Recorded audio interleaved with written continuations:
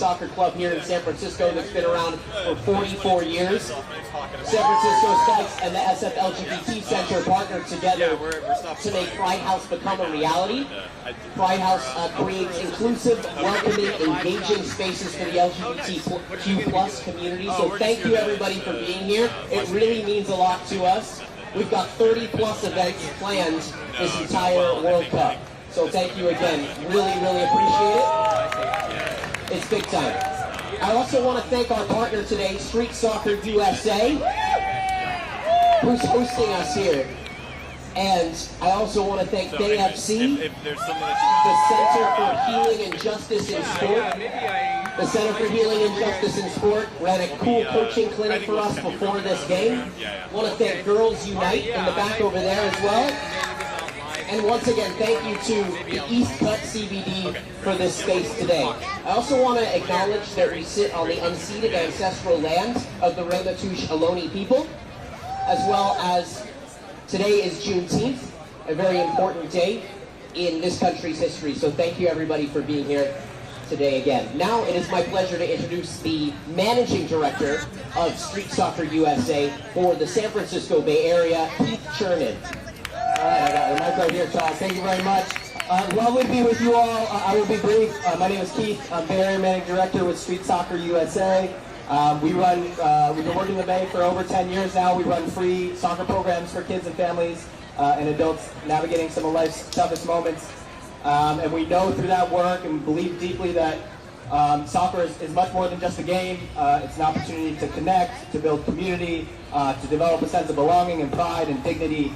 And that's what we're here celebrating today. I think that's the invitation, the ultimate invitation of the World Cup, to celebrate all the beautiful cultures and identities that are represented at the tournament and that exist here right at home. So thank you so much for being here and celebrating that energy in the tournament. I'm going to pass it off to Zach, to speak a little bit more on what we're doing here. And then we're going to do some fun raffles and exciting trivia. It's going to be a great time. Thank you for being here. Let's pump up the energy, y'all. Come on. Everybody give it for Keith! Let's give it for Keith! Thanks everyone for coming out today. My name is Zach. I use he, him pronouns. I'm the Executive Director of Pride House San Francisco. And I am just so excited to be here because sport is for everyone, soccer is for everyone, and we're going to have a whole lot of fun today. For me, cheering on the USA, for some others maybe not, but come on USA! Hey! And we're really excited. Our partners from the Bay Area Host Committee are here, and they have donated 4 tickets to the knockout round game that is at San Francisco Bay Area Stadium coming up on July 1st. I don't know if you've checked recently, but tickets to that are going for a goober amount of money, and you can win them for free at halftime today. So go over to the Pride House booth, buy some merch if you want, or just scan the QR code and you can get entered to win those free tickets that we'll be giving out at halftime to go to the World Cup and hopefully cheer on the red, white, and blue. Have a lot of fun today. Support the runners. Check out the people in the back. Make sure you enjoy and go USA. All right, let's hear it for Zach. Okay, my friends, we're going to do a little trivia because I like to give away free stuff to get the crowd pumped up. Does that sound good? Okay. All right. I'm going to call on you. It's going to be a little bit difficult because there's a lot of people. We're going to do a little bit of World Cup trivia first. Okay?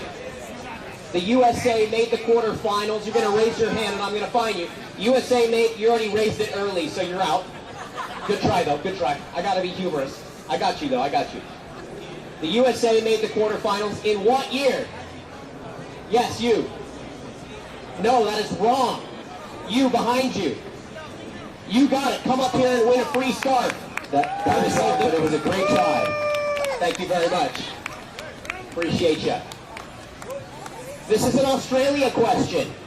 Australia has now qualified for how many World Cups in a row since 2006, since the great Goose Hiddink qualified Australia? How many World Cups? Closer. I want to help you, but I can't. This person knows. You got it. Correct. You raised your hand. Come on down. You're going to win a free World Cup poster commemorating the San Francisco Bay Area. That is 7 World Cups in a row. And shout out to my guy here for being brave. He's also going to win. Yeah, absolutely. I didn't even ask Carl. Absolutely. Yeah, you're good. You're good. Okay. Okay, everybody, get on your feet. I'm going to throw some stuff. Who wants to win a free hat? Get on your feet. Let's go. Get on your feet. Let's hear it for the U.S. Let's hear it for Australia. Let's hear it for the U.S. and Australia. Here we go. Okay, Keith's going to do this one because I'm not very good at throwing. One more. One more. One more. All right. Make sure you enter the raffle for the tickets at halftime. Thank you so much. We've got anthems coming up here, and we're going to send it down to your match commentators, John Strong and Stu Holden, for the first half. Thank you all. We love you all. We appreciate you. This type of walk, but only you, Lex, have done it on home soil. How does that change the dynamics? Well, you look at it as responsibility to make sure that you harness the energy here and you do it not just for your country, but also for your sport in front of your country. But I think they look at it as opportunity. Whether they're on the field or whether they're a substitute today, the opportunity to play in front of this crowd in a home World Cup, because there is nothing better than a World Cup except for one thing, and that is a home World Cup. They've already got to the field last Friday, and they just continue on today. Man, I've had goosebumps all day. I mean, this is absolutely incredible. I think the biggest thing is with this crowd, you want to harness that, and you want to get off to a good start, whether that's a tackle, whether it's a defensive play, but how amazing and unbelievable this is. One thing you may have to keep in mind, this crowd, the energy outside the stadium, the build-up over the last week, we got to tone things down a little bit. Don't be overhyped for what could be just a massive moment in American soccer history.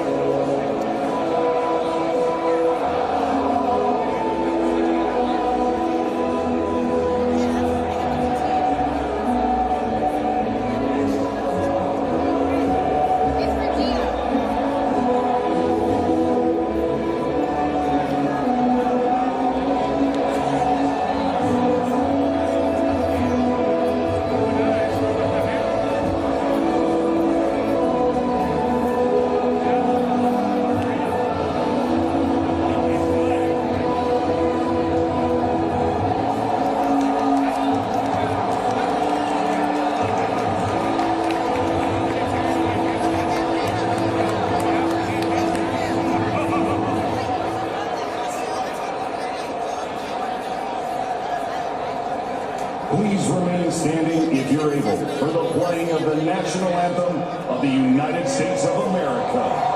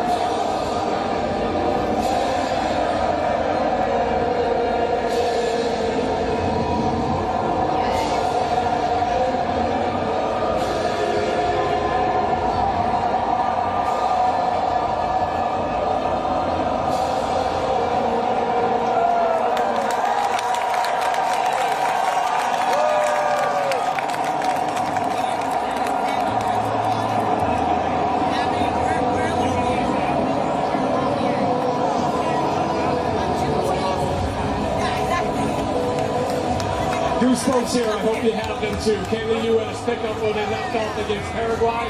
Or will Australia spoil the Seattle party? Kickoff next.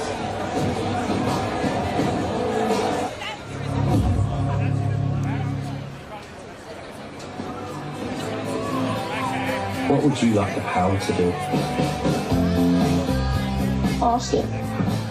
Like you always have. Like you always have. Even when others counted you out. Ask it. Keep asking. And inspire the next generation to ask it too. Bank of America champions everyone who dares to ask.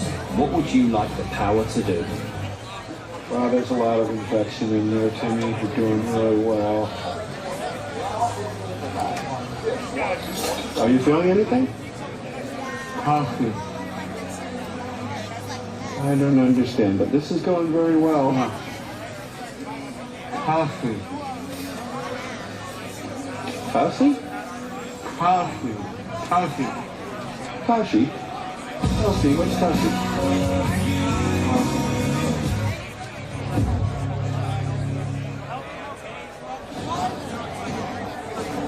FIFA World Cup 2026 on Fox is presented by Blaze.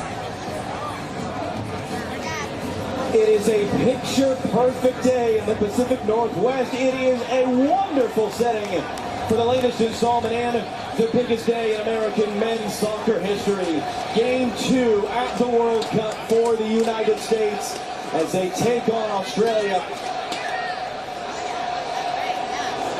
And that is not your television. It is that loud here in Seattle. It's an all-German officiated crew, a very experienced VAR, an on-field crew that is in charge of a match for the first time in their careers here at the FIFA World Cup. And here comes the U.S. lineup without the injured Christian Pulisic. A lot of talk coming in. Would he play, would he not? The answer is no, he will not. But Matt Freese continues in the goal, making his 17th appearance. The back line remains unchanged. Tim Ream and Chris Richards. Chris Richards did not misplace a pass in that last match.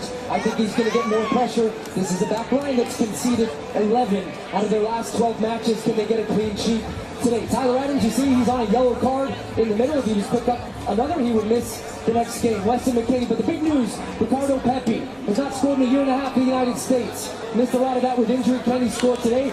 Up against Patrick Beach. He was a surprise starter in game 1 for Australia, 22 years old. He's just making his 4th appearance for Australia. And surprisingly, 2 of their goal scorers from their first match against Türkiye do not start in this one. Irankunda was on the bench. Expect to see him in the second half. And Toure up front. He is a threat in transition. They have a lot of height. They play defensively. Let's see if the United States can compete and find a way to break down that back line. What a special night that was Friday in Los Angeles. And now the roadshow's moved up the Pacific coastline to a city that is immensely proud of its soccer history. A city that has quite literally changed how professional soccer looks and sounds in this country. And now the question is, can the fans here in Seattle do for the United States what they have done so many times since 1974 for their Sounders? Roar them on to a win. And a win that would push the United States into the next round of this FIFA World Cup against an opponent like last week that is very motivated to try to spoil the party. Beautiful day here in Seattle. Everything we would have possibly hoped for the atmosphere. What about the game?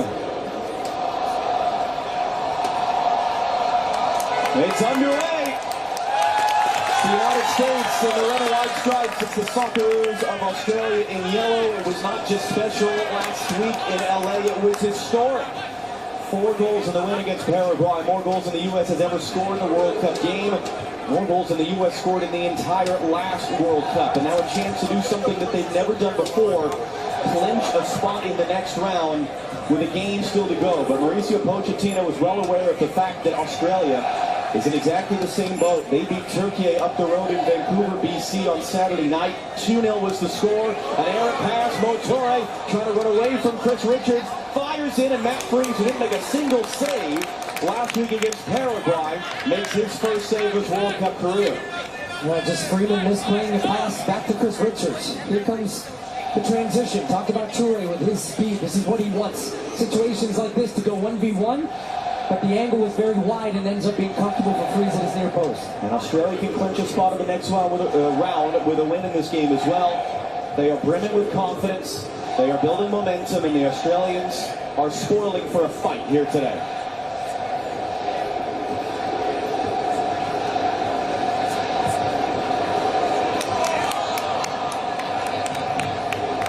So it is as expected formation-wise for the United States. Ricardo Pepi's up front, two-striker look.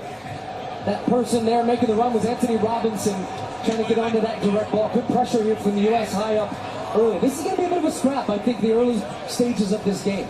Australia, we talked about how defensively they had 29% possession in their first match against Turkey. Lowest ever for them in a World Cup match, yet they won 2-0. That shows you they don't need the ball. They're quite comfortable without the ball. Anthony Robinson, far side of the screen. He's going to play high. It's going to bring Tillman inside to create some of these midfield rotations that were so successful for the U.S. in their first match. Austin McKay trying to angle it in there. Looking for Flo Balogun. It was Cameron Burgess who sends it out. And they just miscontrolled on the outside by Nishan Galupale. Tony Popovic was playing for Australia at the World Cup 20 years ago. He kind of rescued their qualifying campaign. And one of the things he talked about yesterday at the press conference, very similar to an American soccer standpoint. He said, we're trying to put Australia's soccer on the world map. It was great that we won, but now we've got to back it up and do it again.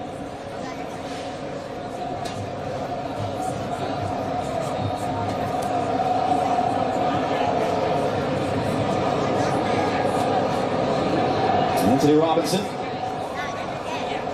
Working Italiano who's able to block the cross. It's not going to be a corner. Decision from our referee, Felix Zayers. It's a goal kick. I think he's going to be a really important player today for the United States in the attacking half of the field. Boy, I wish they had him. Christian Pulisic, foot fitness knock. Would he be in? Would he not? He is out and unavailable for the U.S. So that means that then Pepi came into the lineup. You're seeing a little bit of a different look formation-wise, but the big thing for them is having the two center forwards up against the three giant center backs for Australia and trying to create some movement. Here they are combining early. And a foul there and a free kick for Australia. Jenny Taft down the field. The extent to which you can hear anything we're saying. What more can you add on Christian Pulisic being out here today?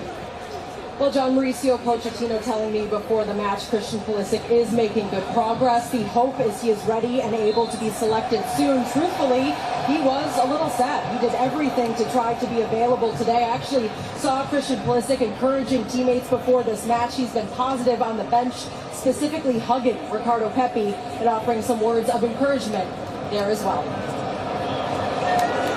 And Jenny was the first one to bring us that news about an hour and a half before kickoff today. Pulisic took a kick to that calf in practice in the days before the Paraguay game. It tightened up during the first half as he became the USA's all-time leader in World Cup assists. And so that's the question. Who steps up into that absence and lifts the U.S. forward today?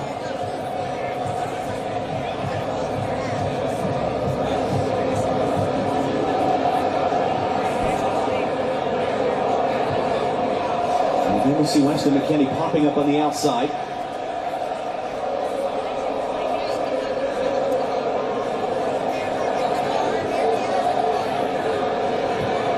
Freeman trying to lift it up towards McKennie here, able to bring it down, doesn't use Dest. Gets a cross in instead. Pepi putting his head down. Balogun's in the area. Gonna fall to Anthony Robinson, and the whistle is gone.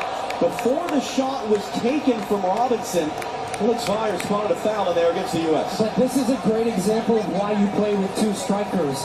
And the running from Weston McKennie today, as it was against Paraguay, is going to be very important because that starts to draw players out of position. But now you've got Balogun attacking the near post, then Pepi coming over his shoulder. So traditionally, the U.S. just play with one. You've got 3 versus 1. This time you've got 3v2, but the movement in there just causes a little bit of chaos, and it almost bounces to Pepi. But a good early look, and the most important thing when you get into good positions in wide areas, you have to beat the first man. McKennie did there, and the U.S. almost finding a way through.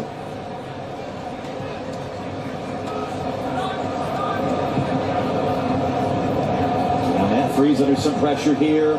Chris Richards under some pressure. It's another turnover at the back for the U.S. in possession. Great work by Chris Richards there, taken away from Balubale. Pepe broken up by Harry Sutar. Came to the back of Pepe, no foul. Here's two right now, sandwiched by U.S. defenders. Ream comes out there with the ball.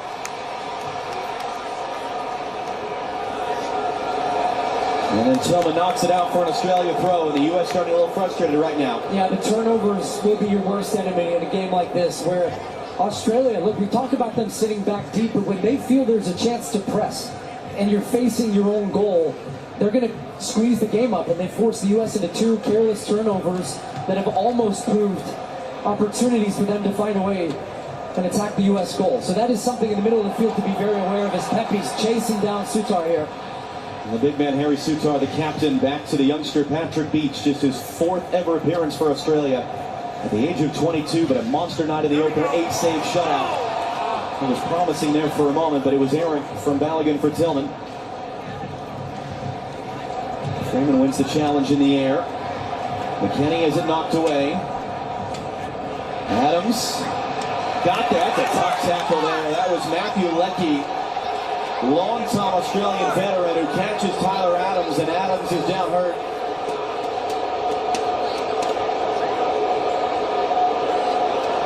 And Leckie was not a starter in the first game, 35 years old. They want to bring his experience into the game. To me, that's a yellow card. Not giving that yellow early. The ball's very clearly gone. He's late catching the left leg of Tyler Adams there. And he's getting a strong talking to, but no card issued on the play.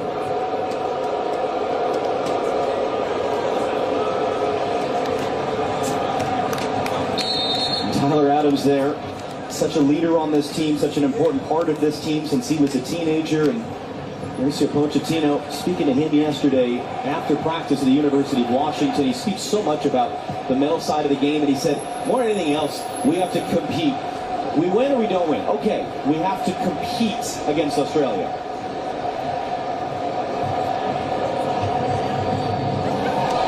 Nice sequence there. Weston McKennie has Dest inside, able to bring it in for Adams, holds off Toure. Dest, McKennie, great return, Jorginho does block. Bird just got his body in the way. Freeman holds it in. And one of the interesting things, it's not hot, it is warm in the sun, and the sun is really shining down on that field. It's not zipping around as much, the ball, as we saw in LA last week. Really good early signs, though, the U.S. getting Weston McKennie involved. He is going to be the key in this game. His running will unbalance this Australian defense. You just see he's very intelligent the way he moves off the ball, times his runs, and especially on this right side, the relationship with Dest, as you saw there. The two of them move so well off each other. Here they are again. McKennie, great first touch, able to recover on the second. In for Pepe, back for Adams. There's Weston once more. He's actually from these parts, Weston McKennie, even though his hometown is Dallas. He was born just down the road at Fort Lewis. His dad, longtime Air Force veteran. It's part of why he lived in Germany as a kid. So he doesn't have a ton of memories of Seattle, but this is, in one way or another, his hometown. And it was Dest who starts the play initially. But look at that running from McKennie. That attracts two defenders. And the smart thing that Dest does is he stays on the move. Doesn't make him easy to mark. Gets the shot with the left foot. But as you said, Burgess coming across, making that really good block. That's something Australia do well. They block shots. If you think you've got daylight, they converge on it very quickly. Well, there's a step on Chircotti. Balogun to the byline. Balogun to the basket!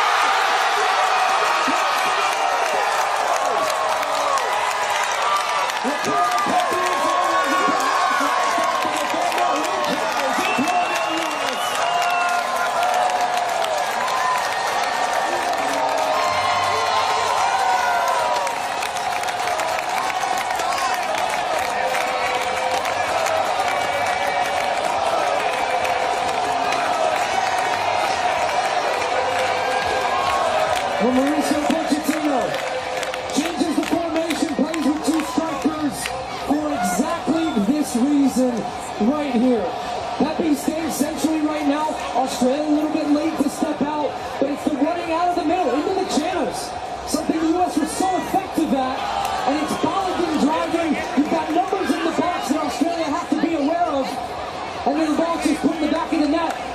by Cameron Burgess.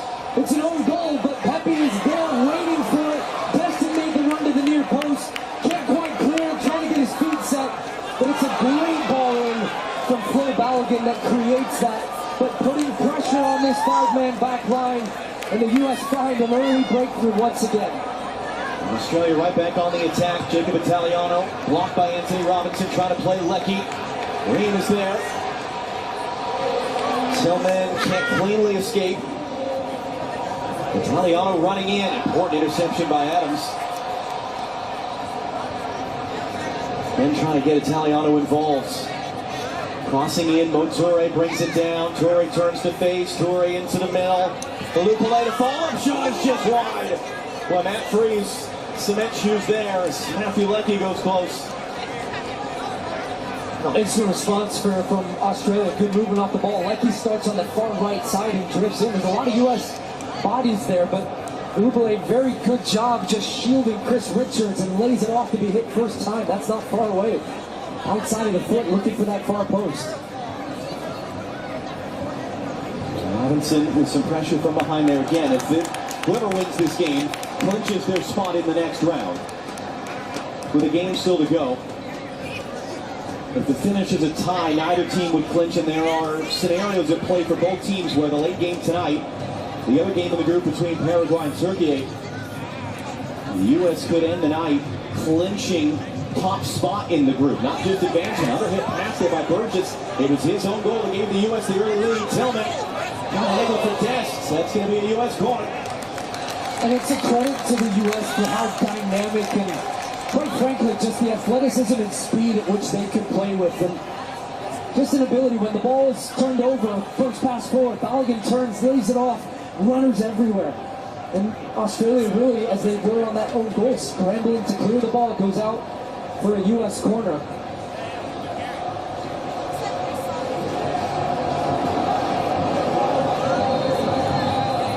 Felix Vyers going to manage the jockey for position.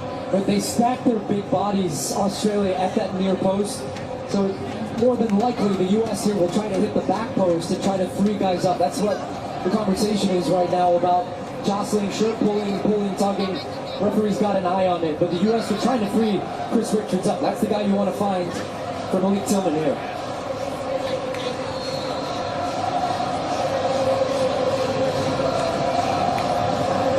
Tillman swings it in. That was McKenny blocked.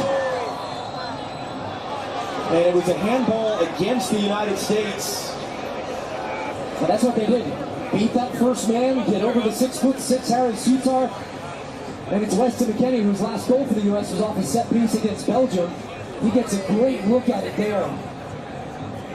Trying to see who it was blocked by. It was Boss, comes right off his chest, and then the right hand of McKennie hits it on the way back out. Great block by Boss, because that was going in that far corner.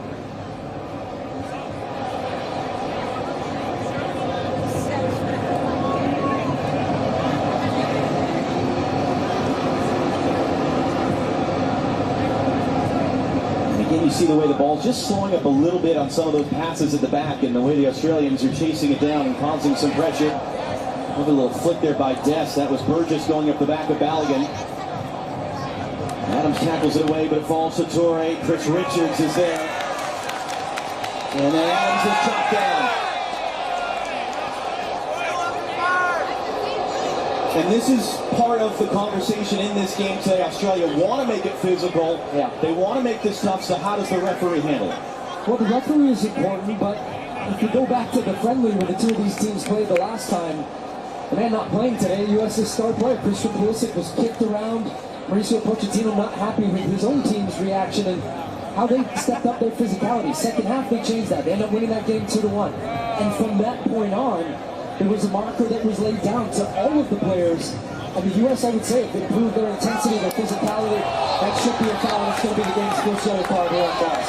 Joey Bosfield catching Weston McKennie up high. Also, when you can't tackle a guy, you got to foul him. And that's what they're doing. McKennie, just contact to the face from Boss there. That's what the yellow card is. But he has just been excellent again. But almost identical starts to the game against Paraguay. Own goal for the opposition. The U.S. with a couple of movie moments in the beginning, as they did against Paraguay, and then from that point, it has been all U.S., and now they're going to get another chance from a set piece here. You've got Tillman and Anthony Robinson getting set over the ball.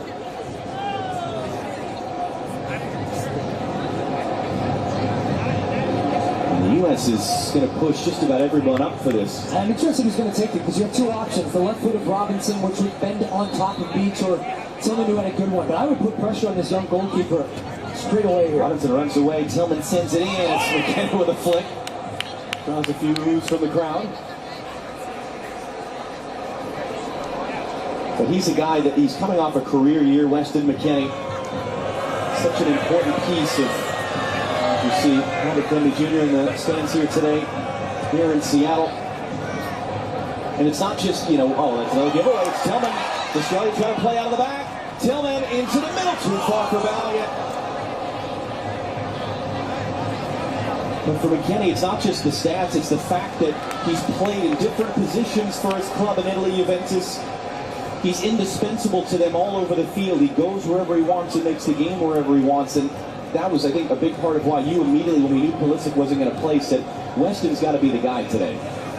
And because of the role that he has featured in that, there's a big question. I mean, what position is his best position for the United States? Is he deeper? And after seeing the season he had in Italy, where he was providing goals and assists, and that's part of that intelligence. And Mauricio Pochettino has found the right role for him. They have good structure behind the ball, so he doesn't have to worry as much about the defending, and he can just go and find those spaces that make an opponent uncomfortable. And a note on the field, you talked about it, how the grass is drying up. You saw that on the turnover from Australia. Because of the heat here today, it is a slower moving ball, and a couple times Australia have left passes short that the U.S. have jumped those passing lanes. So we'll see if that has an effect as this game goes on.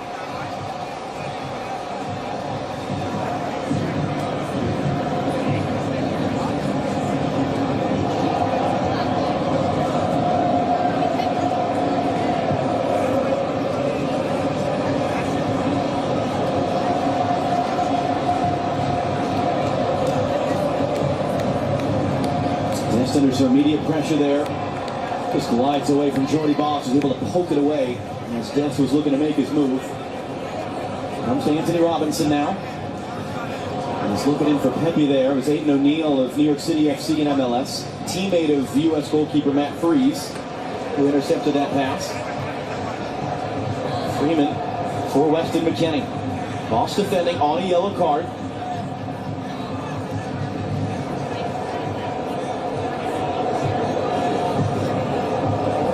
A little under hit there, and Adams had to quickly recover it. Thumbs up for Weston McKennie at the end of the play. Green. It's the wrong side of McKennie. It's going to work, though, for Dest to keep it in play. In for McKennie. Can he catch it? No. There's the loop play there. Backtracking, but it's given away again. Good pressure by Dest. Into the box. A lot of numbers in there. Adams couldn't walk his way through. Australia nowhere to go, though. Nobody on the transition except for, well, look at the speed from Toure. Matt Freese is going to be alert to come out of his goal to deal with this one and just boot it. Looks like it stayed in. It did stay in play. And that was great work by Alex Freeman as well, putting a body on Toure to try to slow him up. That is where Australia are just so dangerous. Lucky wins the knockdown. Italiano now. Anthony Robinson there. And it's a U.S. throw. Last off the Australian player. Well, the U.S. getting an own goal for a second straight game. That has never happened in the history of the FIFA Men's World Cup. And in fact, all time, only France have benefited from more own goals than the United States. That is number 5 in the history of the U.S. But as you pointed out, it's not just because of a terrible error as much as it is you create that chaos. And as you pointed out, who cares who scores? It's a goal for the United States. Some strikers might. Adams over the top. Is he going to sit for somebody? Couldn't take it down clean, and Beach is there in time. And he's looking, how did I miscontrol that? I don't think he gets enough credit for the running he does off the ball. There's a turnover. Tillman, McKennie, Balogun, blocked. And then Lecky, that was good work to kind of look Anthony Robinson off and allow Italiano to get on the run.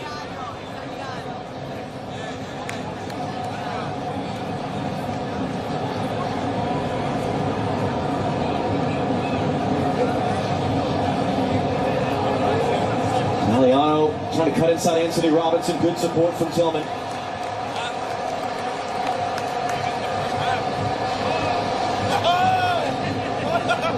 And you bring up Flo Balogun. He scored twice in the game against Paraguay. Described it as a dreamy night. First time since 1930 the U.S. got multiple goals out of a player in a World Cup game. A guy that could have played for Nigeria, where his parents are from, was playing for England at youth level where he grew up. He chose to play for the United States where he was born. Told us yesterday the American people are passionate. They're upbeat. I love that about them. And he said you felt that in the atmosphere in LA. You're feeling that today as well. As Story lays it off for Lecky, who's going to keep it in play. Ream defending. Lecky crossing in! Ends up out. Was that Freeman's touch it was for a corner? Really important, because I thought Galupo had a jump on him, and just watch Freeman at the end of this accelerate to get away. Good long build-up from Australia. They get a look that they would want. They're 3 against 3 right now. The U.S. want to always be +1 in the defense, making sure they have a man that can cover. Look at that. And speaking about own goals in situations where you're under pressure, maybe the ball can go anywhere. Great concentration, committed early, gets his foot across, but it's going to be a corner. They have some big targets. Sutar, 6'6". The other two center backs, Burgess and Chikati, are 6'3" and 6'4". So this is an area for the U.S. right now. As you can see, the height advantage right there for Sutar. Paul Ocon Ainsler to take. First corner of the game for Australia.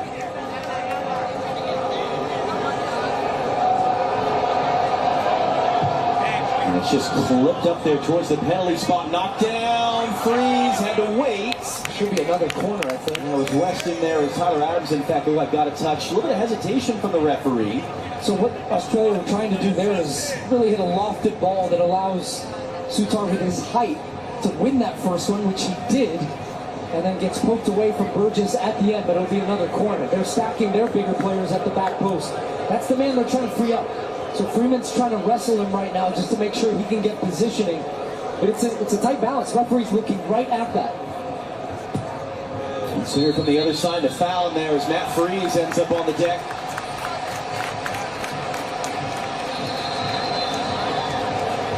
And that will take us to our match break, sponsored by Lenovo. Halfway through the first half of play on just a glorious, sunny, and more importantly, loud day.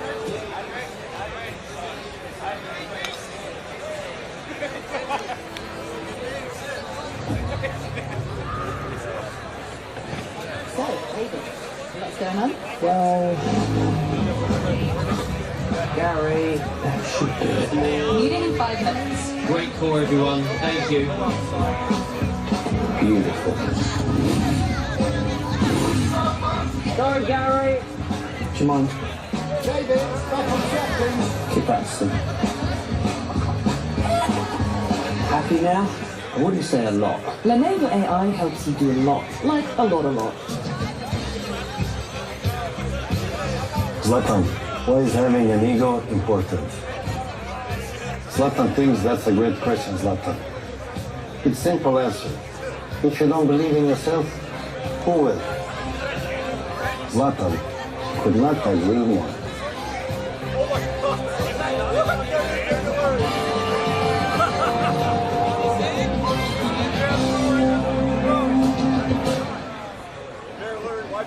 So Doug, who are you taking?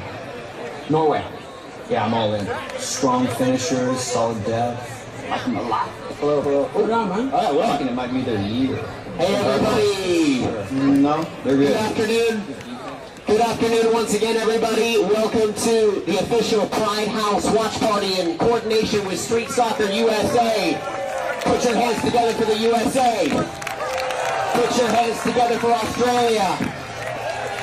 All right. We've got a...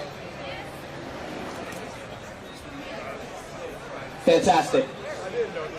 We got a couple things to throw out to the crowd here. We got some freebies, but before we throw out to the crowd, want to invite you to sign up for our free raffle going on at the Pride House booth over there. You can win 2 tickets to the knockout stages of the World Cup. So go over to the Pride House table over there. We will be doing the raffle at halftime, so make sure you enter. All right, everybody. Get on your feet. We're going to throw out some stuff. Put your pom-poms together. Here we go. Get on your feet. Let's go. Come on, San Francisco. Let's do this. Big shout out to BFC, Girls Unite, Street Soccer USA, the Center for Healing and Justice in Sport. This is what it looks like when community comes together. This is what it looks like when we are together. We are united. All right, we're going to throw a couple things out to the crowd. Here we go. 1, 2, 3.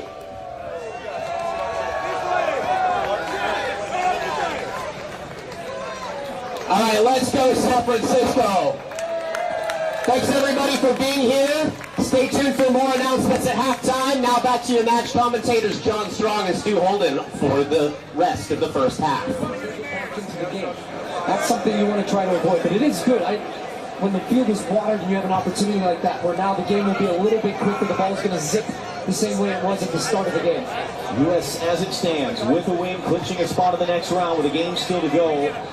Thursday night down in LA against Türkiye, and as you saw, 2 of the 3 possible results when Türkiye played Paraguay tonight would mean the U.S. actually clinch the top spot in the group. And that's the most favorable path for them into the knockout round. Anthony Robinson, long run forward. Robinson's cross was away from him. Although that was going out, or was it already out? It was already out before Boss touched it there. Something I've been very impressed with, and this was the hope in playing 2 strikers, is that one will stay centrally, the other one is going to run. And that's flip-flopping between Pepe and Balogun. But in that sequence there, Pepe had made a great 30-yard run in behind. He doesn't get the ball, but it doesn't matter because it dragged the center back with him. And it opened that space then for Robinson to make that run. The service was there, it didn't come off, with great signs for the U.S. The center backs, they don't want to make those runs. But when you force them to, and they have to, it wears them down. And maybe it doesn't happen in that moment, but then the next run, you open up space for your teammate.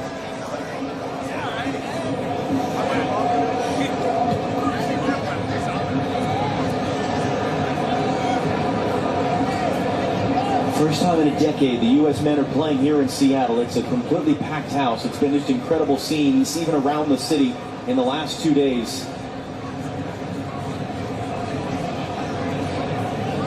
This is a stadium built with World Cup soccer in mind, unlike a lot of the other NFL stadiums that these games are being played in. When the plans were drawn up, and the late Paul Allen, who was the driving force behind building this stadium, they made sure the stadium was built wide enough to hold a World Cup soccer field, which is more than 20 yards wider than an NFL field. Let alone all the support here over the years for the support, or for the sport of soccer. Can the U.S. make it that much more a perfect day getting a win?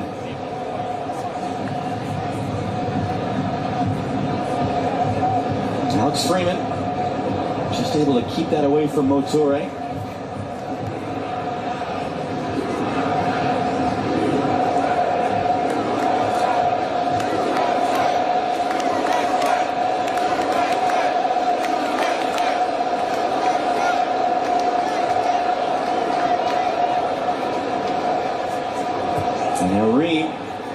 Pepe running, it's missing it backwards there by Circotti, and it's cleaned up errantly by Italiano, and it gives the U.S. a corner. Italiano's head spinning right now, quite frankly, because he's not sure how far and how aggressive he should be with Anthony Robinson. And then that space when he steps out, the U.S. are saying thank you very much, because Circotti doesn't want to come out of the box. He wants to stay within the lines of the box and defend. And the U.S. are taking advantage of that space down either channel, which was similar channels against Paraguay. I wasn't sure there would be that same space, but the movement and the running off the ball has been excellent once again from the U.S. Malik Tillman once again to take. In swinger. Richards was up for it, just too tall for him. Hard running there to chase it down by Alex Freeman, and he wins a throw for the U.S. with that effort. 21 years old, has just burst onto the scene in the last year. Chris Richards telling us yesterday, Alex is a joke. He's made the leap. Son of Antonio Freeman, Green Bay Packers wide receiver, Super Bowl winner, 30 years ago was catching touchdowns. Here, it's the same spot as the Old Kingdom when he was playing for the Packers against the Seahawks, and now his son is playing for the United States in a World Cup game.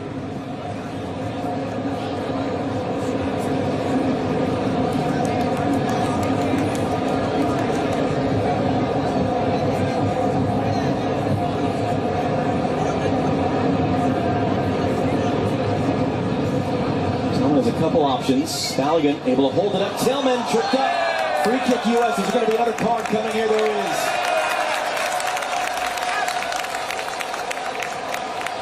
Passing, movement, one touch, quick combinations. It's going to be so difficult all day long for it. But what a first touch from Tillman as well. Right, to be able to shift his balance and momentum there, just to take that right foot touch and Reyna Pulisic probably just raking down the side of his left leg there. Alessandro Tricotti,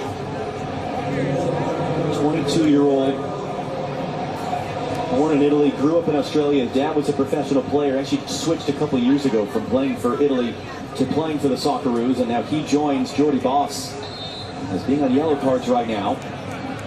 Anthony Robinson, the ensuing free kick. Richard trying to get in there, and there was a foul as there's an Australian player down before he reached Richards.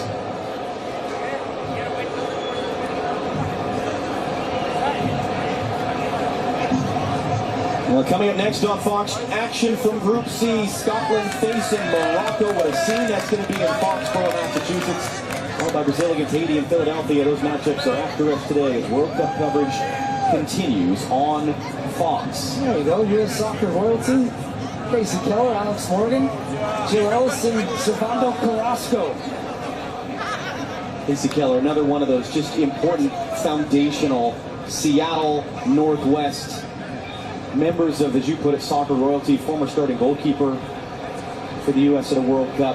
Alex Morgan, a World Cup winner. Jill Ellis, a World Cup winning coach.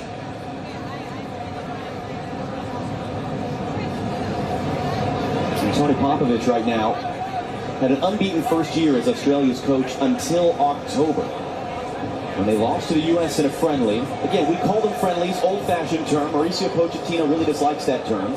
Non-official matches. The U.S. came from behind in Denver to win that game. It was a nasty game. It was physical.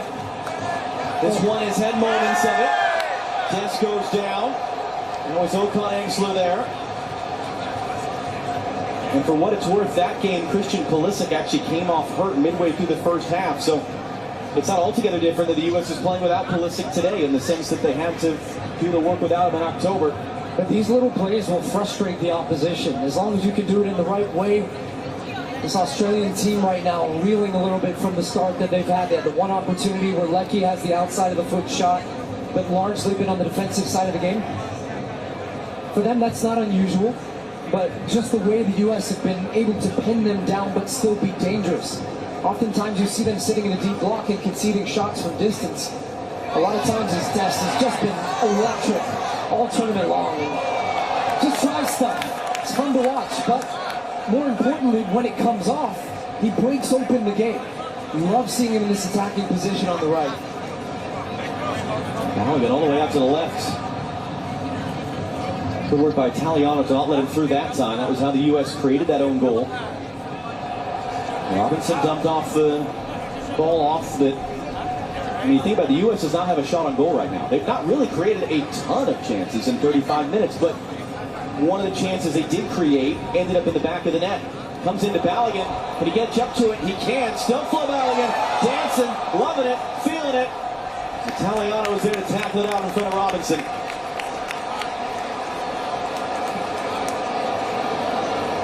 And that's the big difference, because Türkiye couldn't find the back of the net with the chances they were creating Saturday night in Vancouver.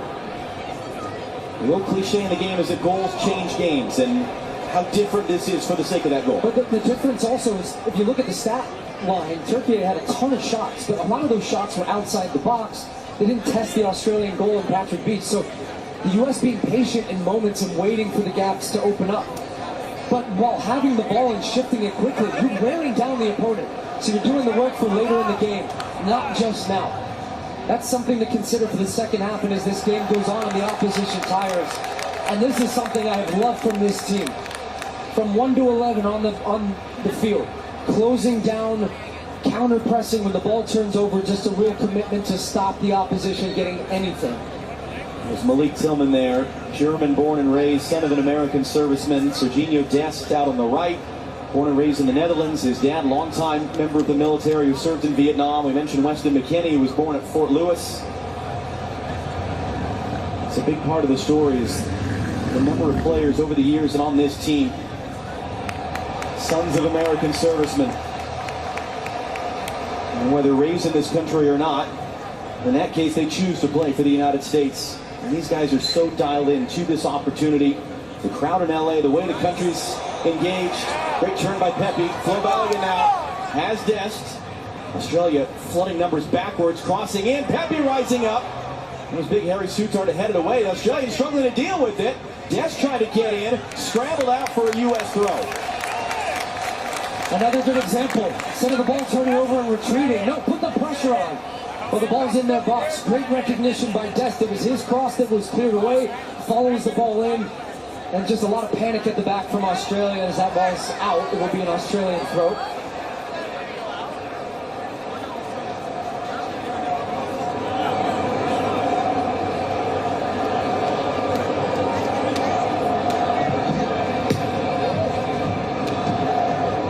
Remember on Friday, it was 1-0 for a long time. It was later in the half the rest of the goals came. Alex Freeman is down, holding the back of his head, as is Paul Okan-Engsler. And immediately the medical staffs are rushing out. Yeah, Freeman was just trying to flick this ball on. And Okan-Engsler just crashes into the back of them. Two players challenging for the ball.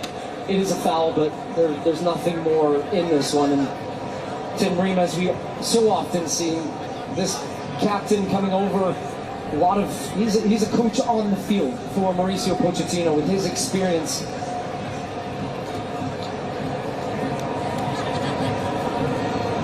And a chance for the Australians as well to come over to their coach, Tony Popovic. And this is Chirkati on the right side of Australians' defense, and I just even by his hand motions there, I think he's saying, look, when I have to step in with Balogun, it's leaving space in behind, and that's what I've seen him struggling with, that decision-making. If I leave him, then he's wide open. If I go with him, I'm opening up space. And this was on the goal. This was Balogun running in behind him, gets in behind, squares the ball across. Souttar had to commit to the near post to try to block it. And then Burgess puts it in. If he doesn't, Pepe's putting it in. So it's a tough spot for a defender, especially when you're going with that left foot there. It's hard to get your body turned and clearing.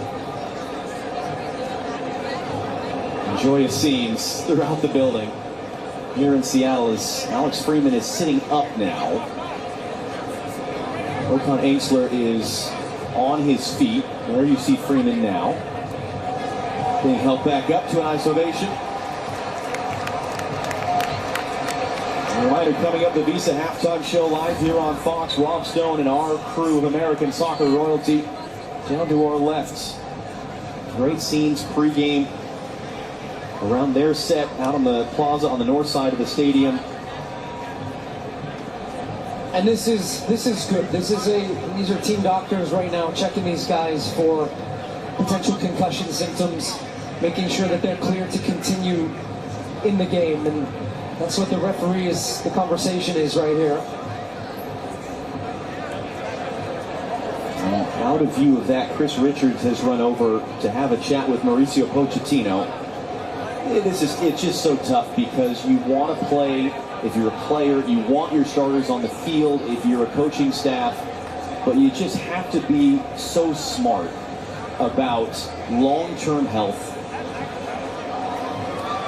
The brain is a muscle that is just, as we all know, it's hard to really know for sure in the moment. And so being very intentional and deliberate here, the medical staffs looking at these players, checking them out. They'll have an opportunity in a little while to get in the locker room at halftime, but for now, both Freeman and Okan-Engsler are continuing. There will be quite a bit of stoppage time coming at the end of the half between the break and then the stoppage there. So a long way still to go. The U.S. a goal to the good, the 11th minute own goal. Matt Freese has made one save. His counterpart Patrick Beach has actually not made a save. The U.S. has not managed a shot on goal yet, just the own goal, as Freeman has it tackled out. And you see Okan Ensler with the kind of bandaging and, I guess, Vaseline, for lack of a better word, on the back of his head.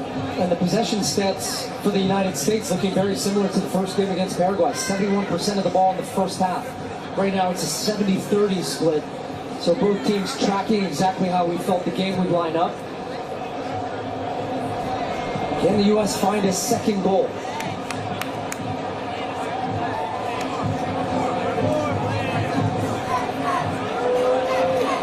Austin McKinney, nice little move to get away. Under hit, trying to roll it in for Pepe.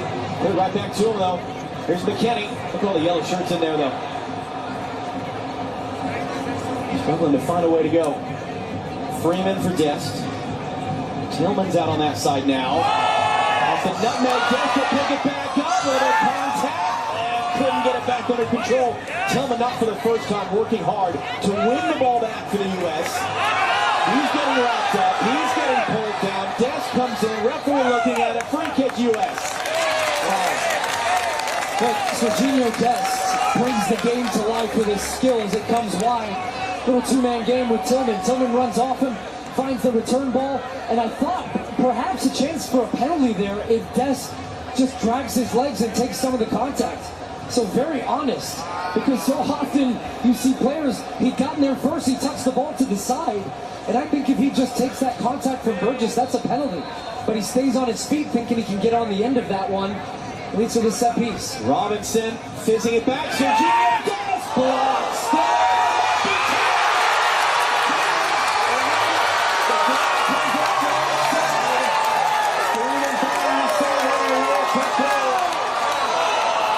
Kittner on the near side saying he was offside, and video looking at it now. So keep in mind, this is going to be when the shot comes off the foot of Serginho Dest. What position is Alex Freeman in? So they play it back to him at the top of the box. Freeman's middle of your screen right now on the 6-yard ball. I think he's outside. I think he's going to be onside here, the trail leg of the player at the top. It is being checked, so we're holding the play right now. Bastian Dunker of Germany, the video assistant referee. Mark Plattenberg watching with us as well. Mark, your thoughts? Yeah, the first shot in from the US attacker, it comes up with the Australian defender, but that's not a deliberate play for the ball, so it could still be offside. However, I think that the defender, the replays that I'm showing, the Australian defender is coming back, and I think that the back leg is just playing the player Balogun who scores the goal, and I think he puts him in an onside position. I think this could be given as a goal. Yeah, I think so too, Mark. Right at the top there. And it's a great recognition there of an opportunity for Freeman, who ends up heading that ball in. This is where the semi-automated offside technology is mapping all the players. It's microscopic. And sometimes pictures can be deceiving. But because there was a second U.S. player who was in an offside position. Here's the decision.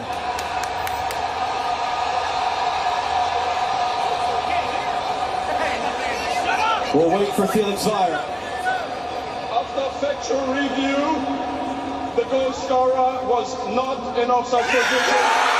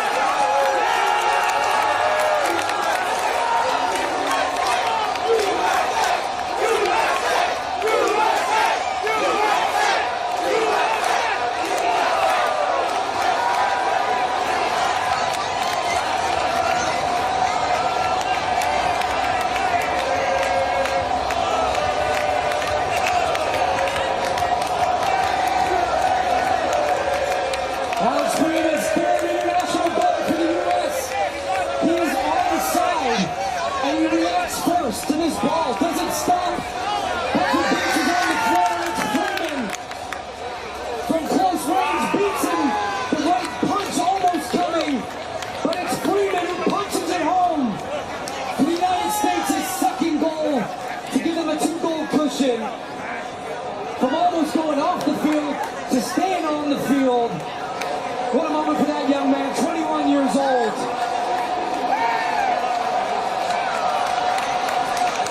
He had an assist in game 1. He's got a goal in game 2.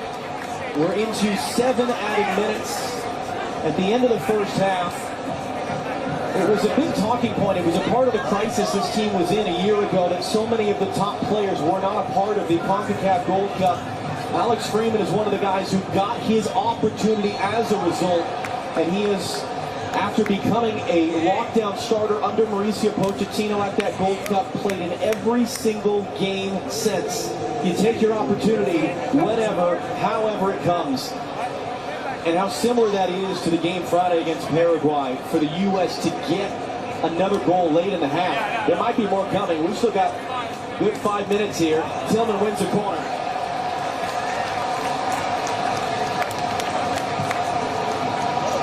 Look, I was told this crowd were the 12th man.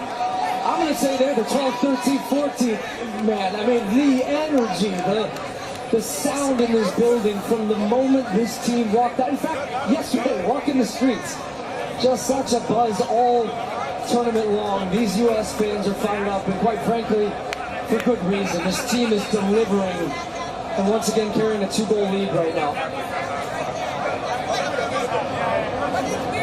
Tillman has Anthony Robinson a short option. Robinson runs away. Tillman hooks it in, body's already down. Richards was rising up, and there was a foul there as the Australian defender went down. I think for copyright reasons, they're not allowed to say 12th man. They're the 12s, but I think in this context. So here's a look back at... Well, the U.S. recognizing also that Australia were very deep, and Dest was wide open at the top, so it actually wasn't even close in the end. And Alex Freeman, I do love that as that ball popped up, he turned so quickly to be there. Look, what a rise. You talked about it. Father, an NFL player, widely successful. He came up through the Orlando City Academy, made a move over to Spain, playing now in Villarreal, one of the best leagues in the world in Spanish La Liga. Has just become such a dependable player for Mauricio Pochettino. Well, that was misplayed there. Ream was a bit late, and the decision is going to go against Australia. Handball on Jordi Boz, who thought he was running through there.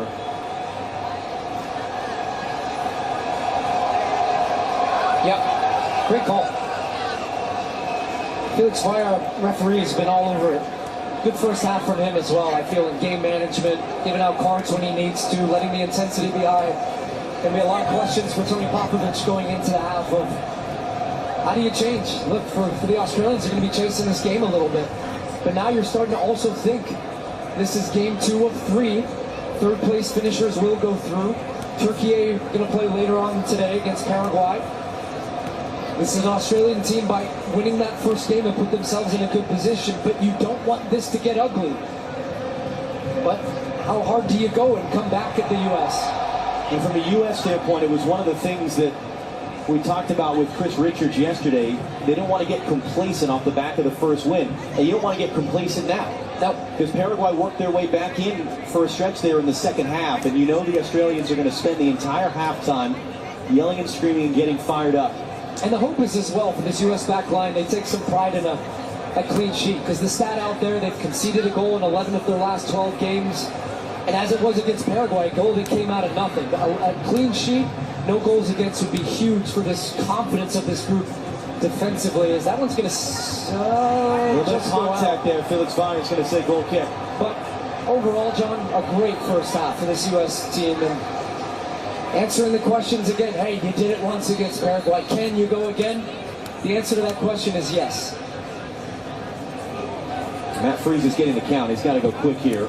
5-second countdown from the referee, taking the goal kick. And then Pepe is out jump, but did it last come off him? It did. It's an Australia throw. U.S. has got to stay switched on here. Final 2 minutes or so of this first half. We'll see if we go past 52 minutes on the clock, because we lost a lot of the first minute of stoppage time with the goal celebrations.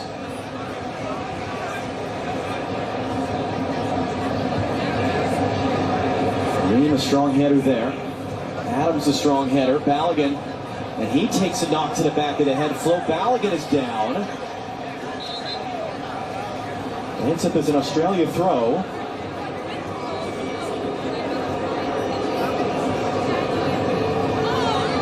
Just caught the chin, it looked like, of Big Harry Sutar, 6'6" Australian captain. So Balogun back on his feet. Australia with a throw. That's actually how they created their goal against the U.S. in the fall, was starting from a throw-in. Adams intercepts with Robinson's help. Tillman, nice little flick there. Pepe, Balogun wants to run with it. Tillman, a lot of traffic, able to weave through it. Couldn't play the pass directly through. Justin McKinney is down in some pain. Freeman is driving forward. Freeman into the box. Inside Serginho Dest! That would have been too perfect. First save of the game, Patrick Beach. Dest is hungry for a goal. Great work from Alex Freeman. Look at all the yellow shirts he drags out of position. Now they have a 3v1. That opened up space for Serginho Dest, trying with the left foot to go to the far post.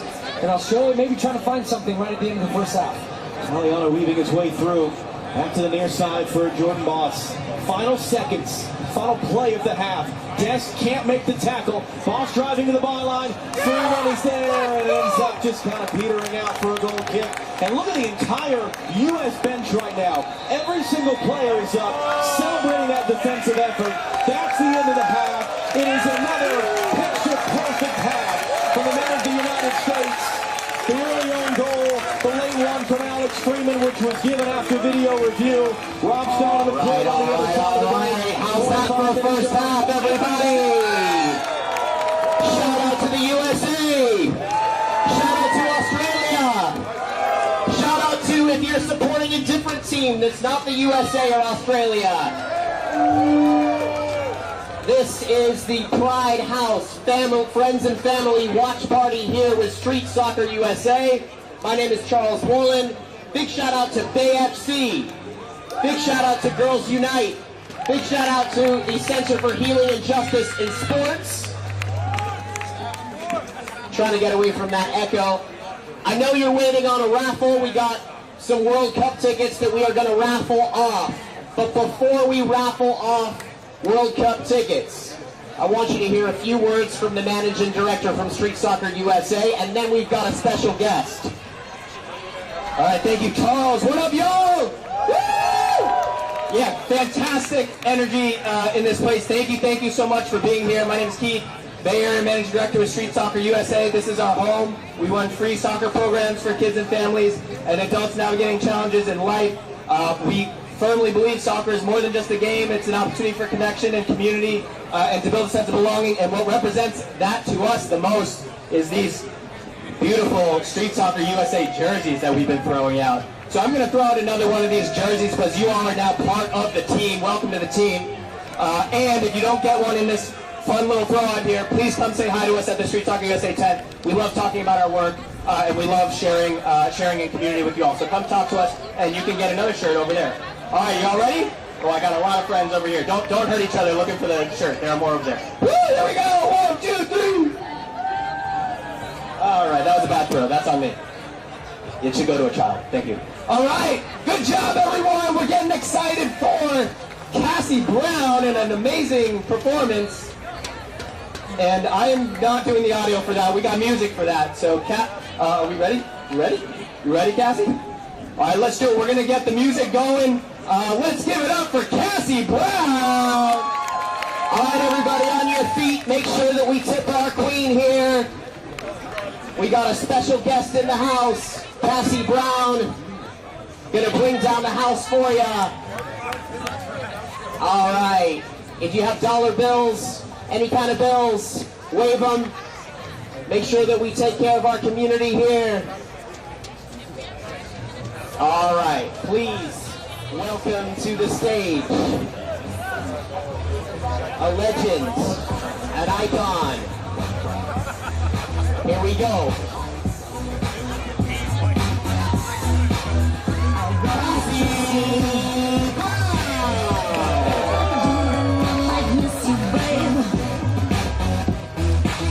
It's complicated and still great. That might ask she's very sexy, cute, but yes, she wants to play, wants to play. I love game, I love playing.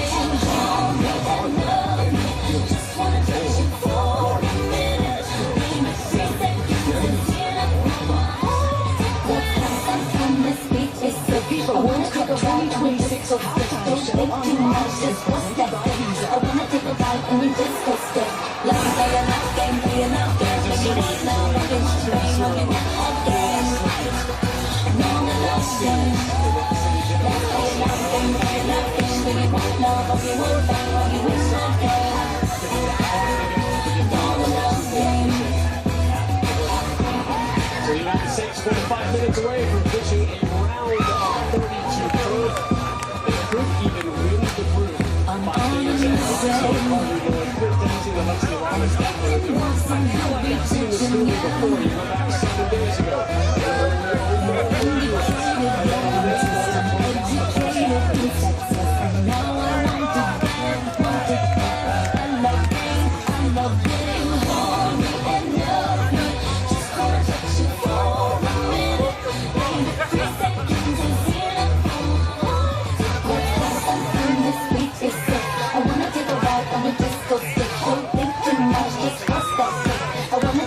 On your disco stick. Let's play a love game, play a love game. Do you want love, or you want fame, or you win that game? Know the love game. Let's play a love game, play a love game. Do you want love, or you want fame, or you win that game? Know the love game.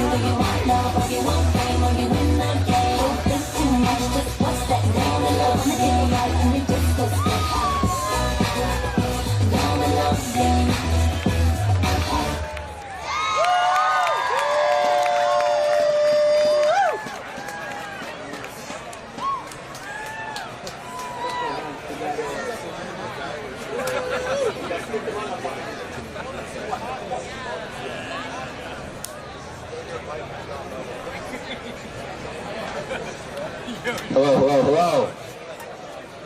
Give it up for Cassie Brown once again. Cassie Brown. Stunning. All right. We have a couple of items to raffle off here. And I know that you are awaiting our winners. I have just been texted our winners. All right. Here we go. We have 2 tickets to a Bay FC game. The winner is Liam Pang. Liam Pang, if you are here, Liam Pang, go to the Pride House table behind where you are right there. Is that you, Liam? Yeah, cool. Pride House table right over there. You have just won 2 tickets to Bay FC. Congratulations. Put your hands together for Liam, everybody. All right. Our next winner, this is a Bay FC jersey. Bay FC jersey. The winner is Leah Farage. Where's Leah? Leah in the house, yes! You're going to go right behind where you're standing there. And you're going to pick up your Bay FC jersey. All right, now the moment you've all been waiting for, because I want to wrap this program up so we can watch the second half. Here we go. We've got 2 sets. 2 sets. Can everybody say 2 sets? 2 sets. There we go, of World Cup tickets. Here we go, our first winner. Let's do a little drum roll. Let's do a drum roll. Yeah, we're going to do a drum roll. Here we go. All right, our first winner.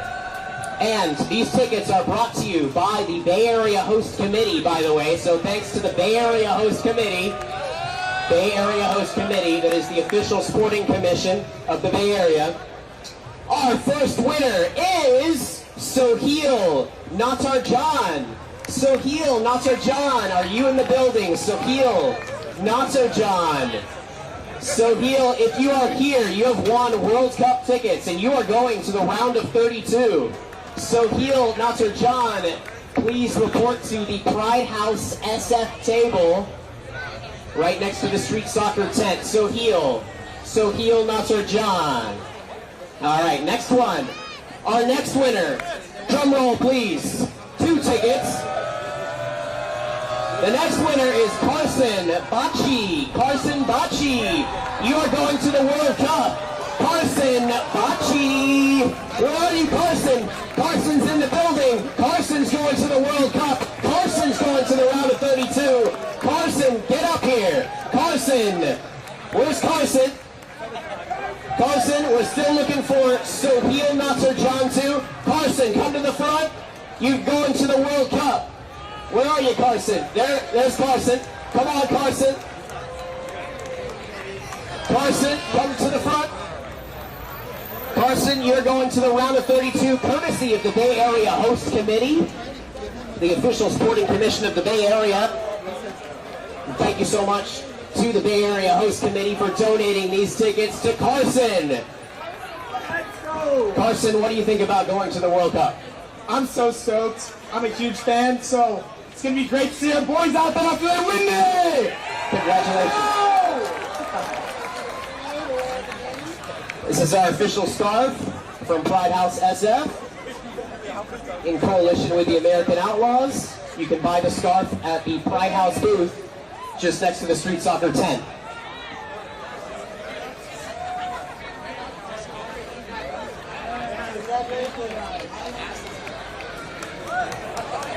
All right, we're getting set for the second half here. USA 2, Australia 0.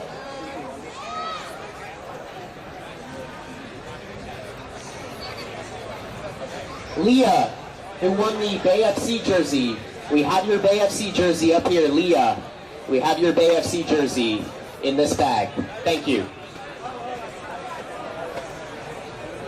All right, everybody. Thank you so much for being here. We really appreciate it. Everybody from Pride House San Francisco, thank you so much for joining us for our friends and family watch party. Again, Pride House San Francisco creates welcoming, inclusive, belonging, and safe spaces for the LGBTQ+ community.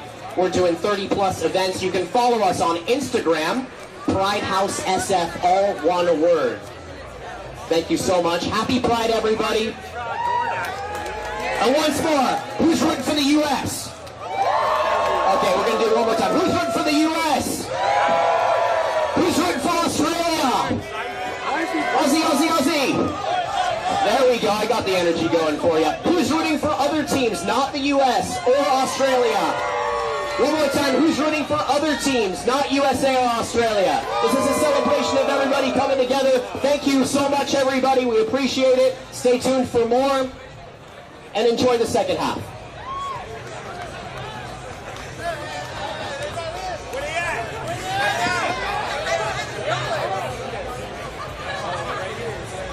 One, two, three. The door. The night could last forever. Leave the sun shine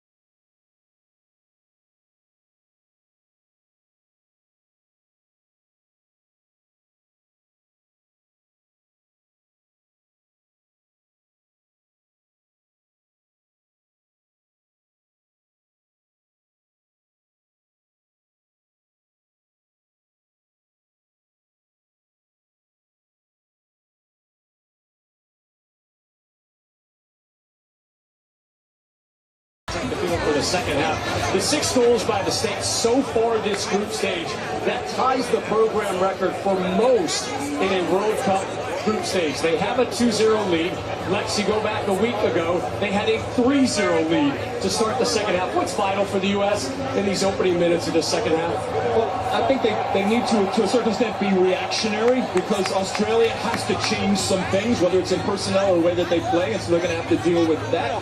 And it's at a certain point, 15 minutes into this half, if you want to make some changes, we saw how the changes can free up some players and provide opportunities up top, whether it's a Reyna or others. But you just got to be smart about this. Yes, there's some young players out there, but there are experienced players out there that even if it stays 2-0, doesn't matter. You ride it out. You hit the nail on the head, Lex. You got to be very smart. Got to put it in professional performance. You talk about 2-0 being a scary scoreline. You have one goal, you let them back in it. So keep the pressure, keep suffocating them. You know, with the water breaks, with the heat, it's going to make it more difficult on them. Obviously, if we get the next goal, it will kill off the game. But yeah, you got to stay professional and keep doing what you're doing. It's been really impressive and fun to watch. You talk about suffocating them. The regains and the numbers around the ball when they lose it has been absolutely fantastic. With the win, the U.S. advances to the round of 32. We'll see a post-game. For now, back upstairs, John Strong and Stu Holden. Rob, it is in fact going to be a triple substitution for Australia at the half. Nestory Irankunda is going to walk into your picture in just a moment as the third. Cameron Burgess is the first to have his number put up.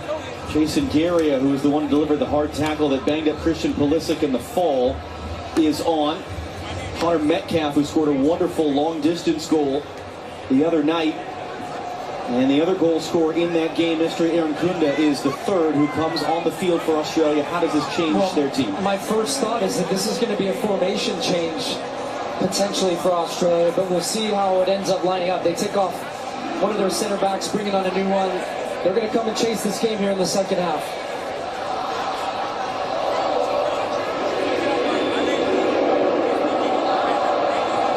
The second half in the glorious sunshine in a rocking Seattle Stadium, which is underway. So 3 changes, maybe not. Take 2. Okay, let's talk about it. Why is the U.S. on the opening kickoff of the half kicking the ball out of bounds? So the reason you do this from a U.S. perspective, if they do it again, you're dumping it down into the opponent's half. Out of bounds, not ideal if that. Oh, wow, that's about perfect. Right down into the corner. They're going to take it by the corner flag. Couldn't get any better. So now what you want is you've got the team with a throw-in. You squeeze up, as you'll see once we pan out for the wide look here, to put a team instantly under pressure.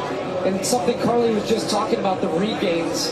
The U.S. like the game being played in Australia's defensive half. You want to squeeze them. Of course, now you're on the run, and this is where they are so dangerous, but Anthony Robinson's there first. But that's why teams do that, and that's how this U.S. team wants to play. They want to be aggressive, and they want to make sure that they pin Australia deep in their own half. All right, so how does this look different as you're getting a sense of it now for Australia with the subs?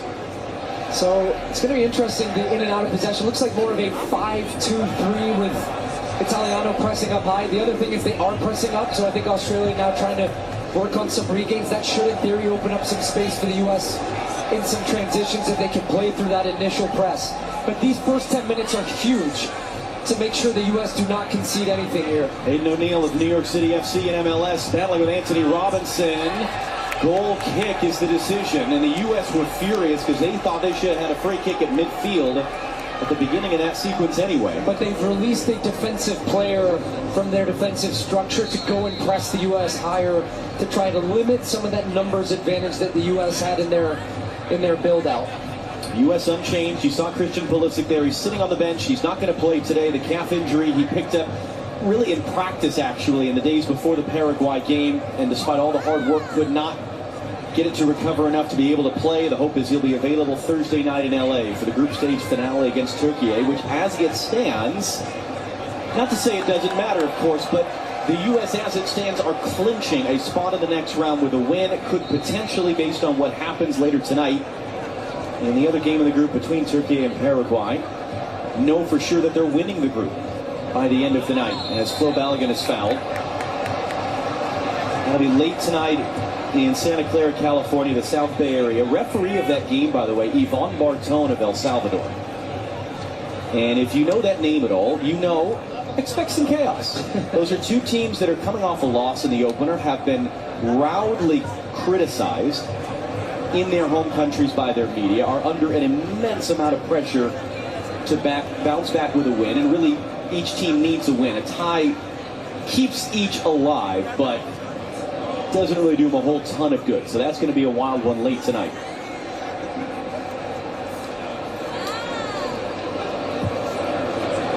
Jenny tapped down on the field, got a chance to speak to Jesus Perez, Chief of Staff of the U.S. coaching staff under Mauricio Pochettino. Jenny, what do you have to say? Well, Jesus was very pleased with that first half, telling me at the moment we are solving what Australia is doing against us. We're attacking them at the right time and the right space. We do need to stay mentally strong in the second. I had to ask Jesus about that goal from Alex Freeman. Obviously, they had to wait for it. He said, we knew it was onside. We were watching it, but of course, a huge relief for us. And John, I got to say, watching that celebration from the U.S. team, one of the best I've ever seen. And Jenny, was interesting is Dest is going to get first to that loose ball, and is that indeed a foul? It is. Couldn't hear the whistle at first. We heard one of the Australian coaches giving an interview to Australian television at the half as well. They fully believe that it shouldn't have been a goal. They were arguing that Balogun from an offside position was impeding the goalkeeper, which doesn't really stand up to scrutiny of the replay. But that was, like you talked about, their emphasis. Can they get some fresh legs on? Can they open it up and get on the run and put the U.S. back on their heels? As Chris Richards opens it up to Serginho Dest. Great combination he and Weston McKennie had in that first half. Tyler Adams joining up now.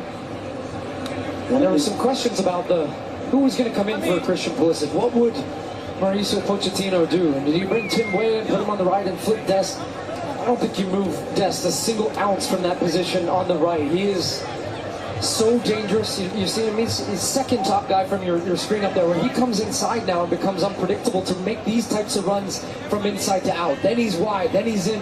He and McKennie, look, I just... We'll talk so much about this throughout this tournament, but the two of them have got a really nice partnership together. You've got the solidity of Freeman, so Dest doesn't have to worry as much about the defensive side of the game.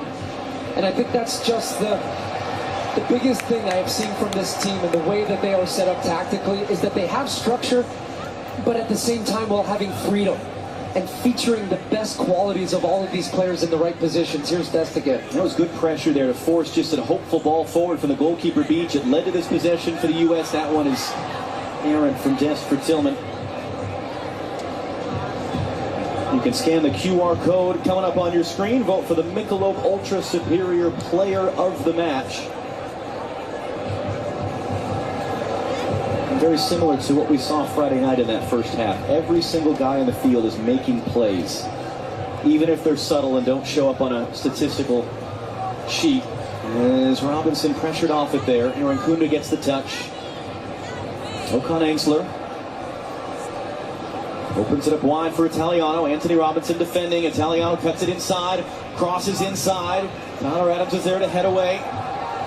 Happy with some pressure. Australia wanted a free kick. They don't get. Balogun's got space. Here we go.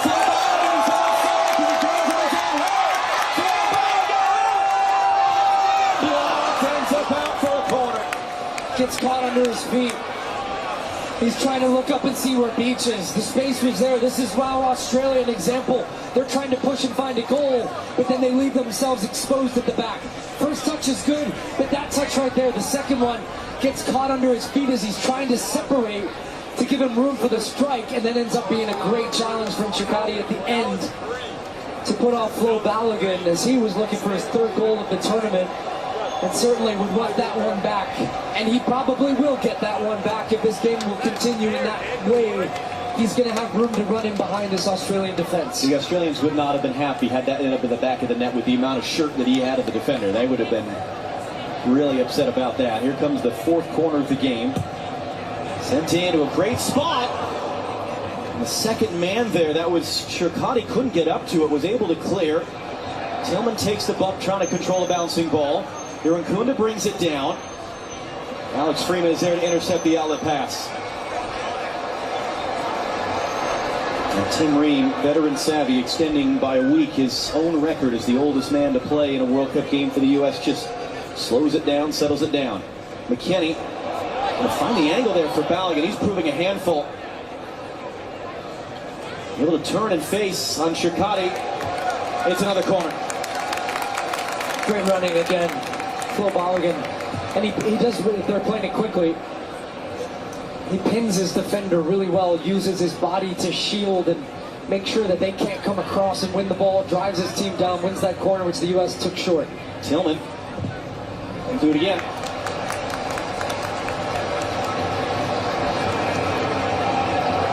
I'm sure everybody at home would want this game to go 4-5-0. This is U.S. being smart here. They don't need to raise the tempo of the match all the time for 45 minutes. Be smart, keep the ball, exert your energy in the right ways, and if the space is there, go. But take seconds off the clock if you can. Tillman again. Balogun was up for it.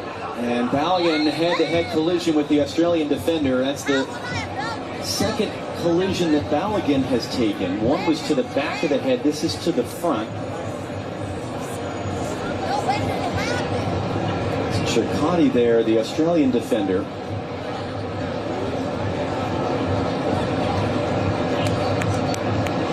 And the medical staffs will not come running out. Trinity Rodman, who we saw pregame among the luminaries and celebrities here in Seattle. Who doesn't want to be a part of this bandwagon right now? It's a good step, meanwhile, off the ball. The U.S. has won it back high up the field as Marshawn Lynch is watching. What was the famous beast quake? They actually do have seismometers, is that what you call it? We'll look it up later. But yeah, I'm getting a thumbs up in the booth. All right. To measure, like you would an earthquake, the shaking of the building. And we had two big roars and big shakes here today.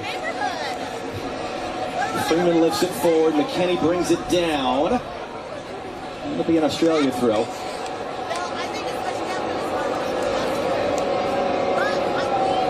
Russell Wilson in there as well. CR and his wife. Wilson is, among other things, a part owner of the Seattle Sounders. Culture references are much better today. Yeah, we need. Don't jinx us, man. Don't jinx us. It does speak to the amount of people that want to be a part of this and attending a World Cup match in our home country here in the United States. First time on the men's side since '94. Richards for just too far. It's been a spectacle. The energy, I just can't speak enough about it. Just soaking it in from city to city as we go. LA, get ready. We're coming back there for that Türkiye third match. Adams, good tackle in the middle. That was Anthony Robinson not ready for it. Could be a foul. It's going to be an advantage here. There might be punishment coming for Robinson later as Pepe wins the ball.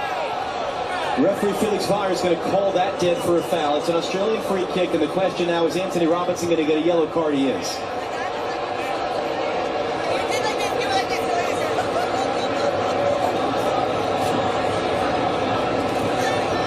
This was not the foul that led to the yellow card. This was the second one, which I actually felt was a clean challenge from Pepe, but that was brought back, which actually ended up stopping the advantage. This was the tackle, yeah, pretty clear. Anthony Robinson trying to step across with his right foot. Italiano, for the first time all game, quite frankly, getting the better of Anthony Robinson. Robinson has been pinning him back deep. Seeing much more of an aggressive positioning from Italiano in this half. So they're trying to get really their wide fullbacks higher up the field to try to keep the U.S. back a little bit. But the problem for Australia is they've just been unable to keep any possession of the ball. And now they're in the set where they were that led to the U.S. chance. Where they're going to spread out. They're going to open themselves a little bit from that defensive shell. So if the U.S. can win the ball, like that one stayed in. It did, yeah. Play. Well, the unfortunate thing is that came from a turnover from the U.S. that Robinson had to step in.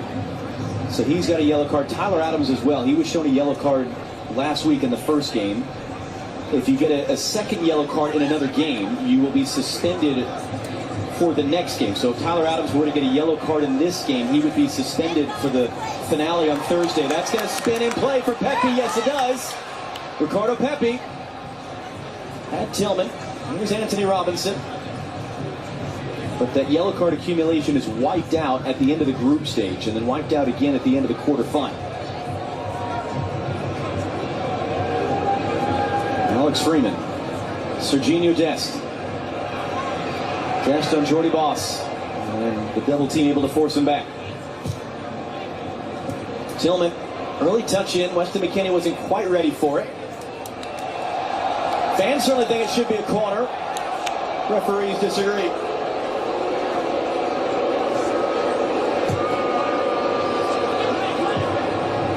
And again, video review can take corner kicks away. They cannot give them when they shouldn't have been. Tillman, great running. Actually should have been a foul, honestly. But this reminds me of the Blake Tillman we saw during the Gold Cup for the U.S. And he's so smooth on the ball. He just glides around the field. He's such a tempo player, so creative. But his work rate is so impressive off the ball. That's just why the U.S. has been successful defensively. Press from the front, it makes the guys' jobs behind you easier. Good work by Leckie there. Boss, early cross, and Reyna was beaten to it there by Irankunda. Did he get a touch to it? He did. And they're saying no. And this is where it can be taken away if that was the incorrect call. Austin Dunker, the video assistant referee, based in Dallas at the International Broadcast Center, will be having a look at it.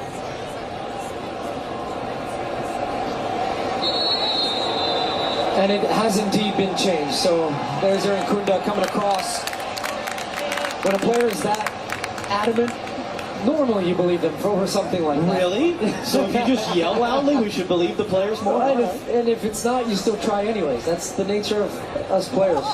But it's interesting because remember Tim Ream at one point was shown a yellow in that first game. Ended up being taken away. Matthew Leckie is down in pain. 35-year-old, long-time veteran of this Australian team. His 4th World Cup. No one expected him to be here at a 4th World Cup. With a series of injuries after the last one in Qatar. It had been 2 years since he'd been called into Australia.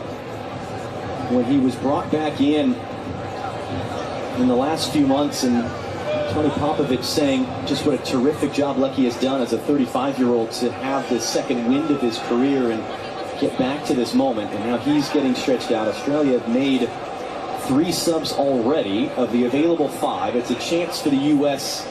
We're a little bit shy of the second half drinks break, as they call it in Australia, from a cricket standpoint. And I'm still scratching my head a little bit about his selection process coming into this game. I know he put Leckie into the lineup, but he took his 2 goal scorers out of the lineup and then rectified that at halftime, bringing these guys into the game in the second half. But I don't know whether that was tactically that he felt it gave him a little bit more solidity behind the ball, and his plan was to bring these guys in the second half and be more aggressive, but they've gone to that, and we'll see if Leckie can continue. It looks like they're preparing another sub in Christian Pulisic.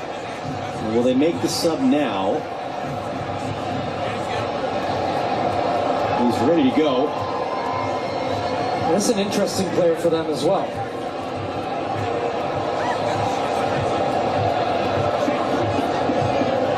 They will make the substitution now. That's 4 out of 5 for Australia. And Volpato, another born in Australia, Italian parents, was playing for Italy's youth national teams and just made a switch 3 weeks ago to play for Australia. And that's his World Cup debut now on the field for the banged up Matthew Leckie. Yeah, just his second appearance for Australia, but he is a player that is very dangerous, 1v1, creative type of players. Going to give Australia a little bit of a look if they can find him in some space to get turned and be a provider. But he's a very attacking player. He's going to sneak in between defenders to bring that ball down in the air. Weston McKennie, Balogun couldn't take it with him.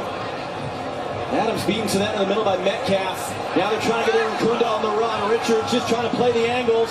Irankunda doesn't have much support. Waiting for that support. For his backward shot is blasted over. That was Volpato just on the field, his first touch. And there's going to be a review here for a player that went down in the box off that run. If there was contact, and it was Volpato talking about that creativity. He gets the ball in a good space here. Gets turned, and the weight of the pass is very good. This is the speed they want from Irankunda. He runs in behind.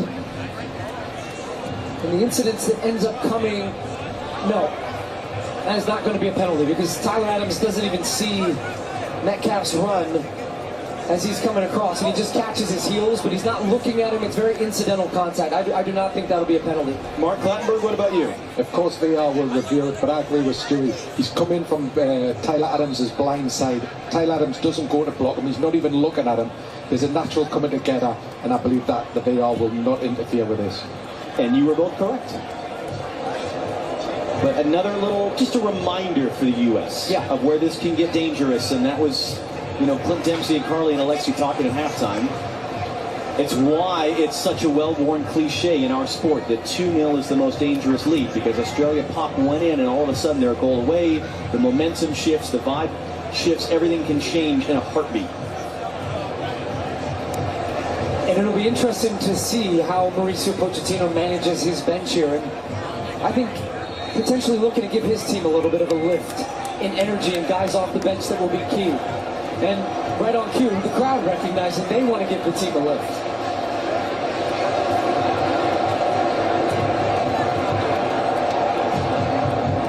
Tillman trying to find Balogun. Pepe's open in the middle.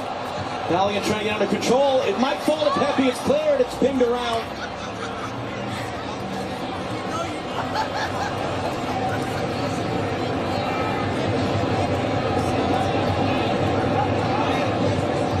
Great little feint and turn there by Hayden O'Neill. Now Australia getting out on the run. Good work by Weston McKennie tracking back to Slope Boss. Force the Socceroos back.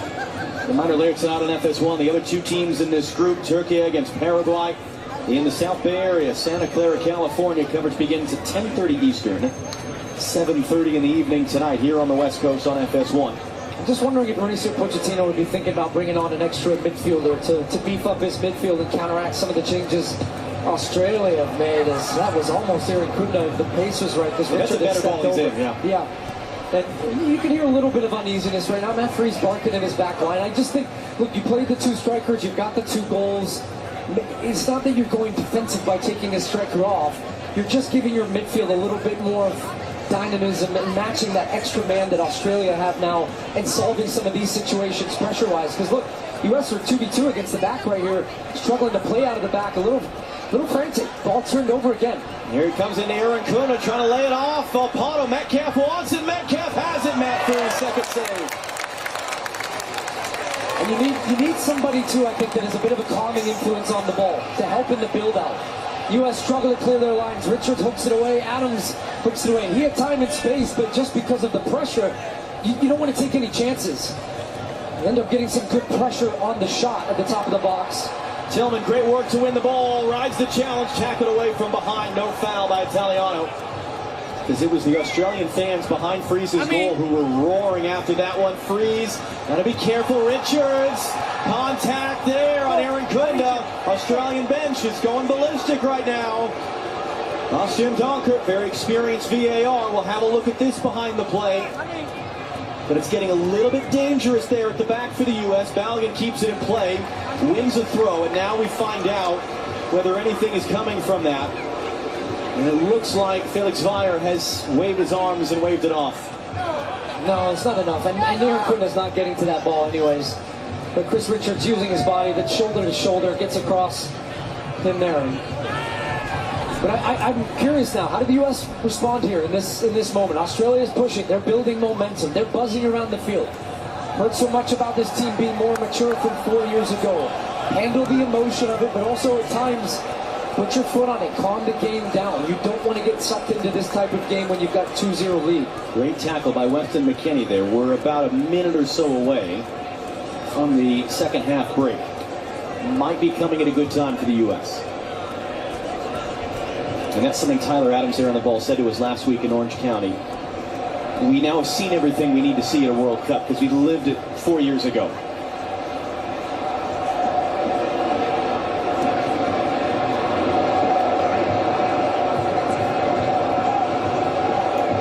That was the Australian fans down to the right making a little burst of noise. Here come the Americans.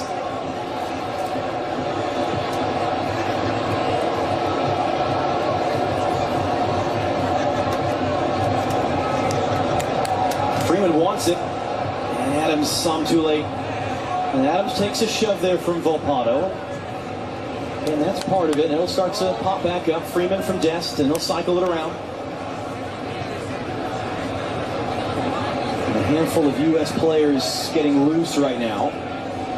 Still yet to make a substitution. Australia just one remaining sub in this game.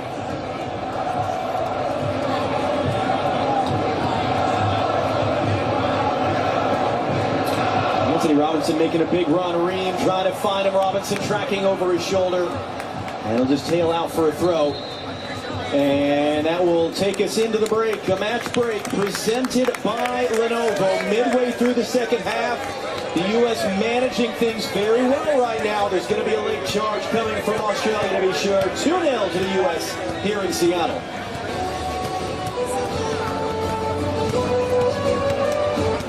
Okay, here's the deal. This game is 3-on-3. Who we playing? It's a local crew.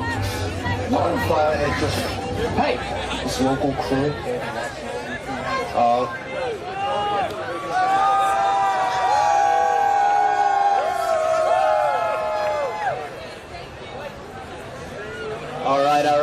right. Can y'all hear me? Woo! Yeah, how's the energy out there? What a game. Again, my name's Keith, Barry, Managing Director of Street Soccer USA. We're your hosts alongside Pride House, East Cut CBD, Bay FC, Girls Unite, all the amazing partners here. We're celebrating connection and community. Thank you for being here to celebrate that. One quick reminder before the game comes through, we are here every single Friday, Saturday, and Sunday showing games. So come on back, have a good time, be in community with us. We love celebrating the beautiful game and love and soccer all together. So I hope we see you all again. Yeah, that's the energy. That's what I'm talking about. Yeah. And then one other announcement about some of the amazing Pride House events happening with my guy Charles. The next Pride House watch party will be next Thursday for USA versus Türkiye. That'll start at 3 p.m. We're going to have drag. We're going to have more prizes. So come on down. That's going to be at Yerba Buena. All right, so if you're liking having a good time over here, let's bring the party down to Yerba Buena. All right, and bring in this great energy. We've got a couple more giveaways because we love giving stuff out. We love getting the crowd hyped up here. And we're almost set for the rest of the second half. So Keith's got a special Street Soccer USA jersey to throw out. And that's it. Again, you guys are part of the team now, so here comes a jersey. Come say hi to us at the tent. There are more jerseys over there. And we got a Pride House koozie to give out as well for your beverage to keep it cold.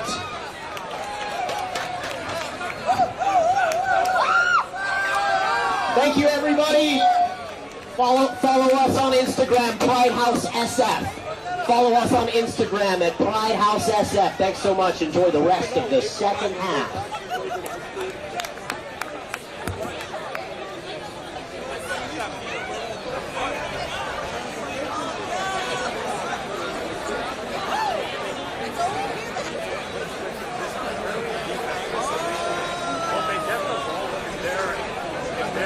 Here out of this break, no subs yet for the U.S. Well, I think Australia will be happy with the response that their changes have made, but they've yet to find a goal. But if they make one, it gets really interesting. The goal for the U.S. now is to keep the pressure on a little bit. I think they could be a little bit more aggressive with some of their passing still. It's too comfortable passing it around the back and keeping possession. Keeping possession is fine, but you've still got to put a threat to the opponent to force them to stay back and be a little bit hesitant in the way in which they're pushing forward. I expect to see some of these subs soon. I think the U.S. need it. And we'll see which changes end up getting the final nod. And we can only see the top of his head, but it looks like Sebastian Berhalter is moments away from coming on the field. Dest battling hard on the outside, can't win the ball cleanly. And for Irankunda, good tackle, Chris Richards.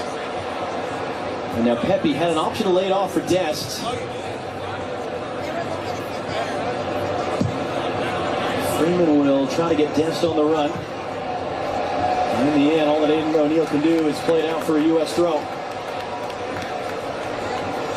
Alex Freeman's third career goal coming after the video review late in the first half. Sebastian Berhalter, we saw make his World Cup debut last week, getting set to come on. Whereas Chris Richards, in speaking with him yesterday after practice, was measured about how physical and intense this game would be, and you have to managed in the right way. Sebastian Berhalter said, no, we're up for every fight. We're ready to go for everything. There is a searing intensity with which he plays.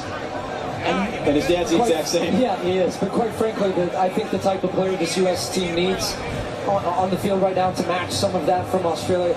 If he is indeed the sub and he's making his way over to the halfway line right now, my guess would be that would be one of the strikers being removed. Metcalfe, and that was as casual interception as you'll ever see from Serginho Dest as he was trying to find the open side of the field. That's a loose pass there. Adams, big tackle, picked up by Italiano. Swept through by Adams a second time, job not done. Anthony Robinson takes it out on Metcalfe. Able to turn the corner. And the U.S. find the open side of the field right now. Irankunda is going to chase down Ream. Dumps Ream to the turf. That's a free kick for the U.S.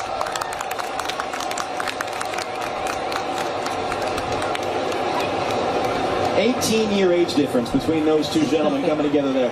Yeah, but the Aussies are hunting the ball now. They coming in strong and also late, as you can see the foul there on Tim Ream. Berhalter's ready. And they've been having a hard time with that electronic board all day today. Nestory Irankunda became Australia's youngest ever World Cup goal scorer last week. To get him going, it'll be Ricardo Pepi taking off for Berhalter.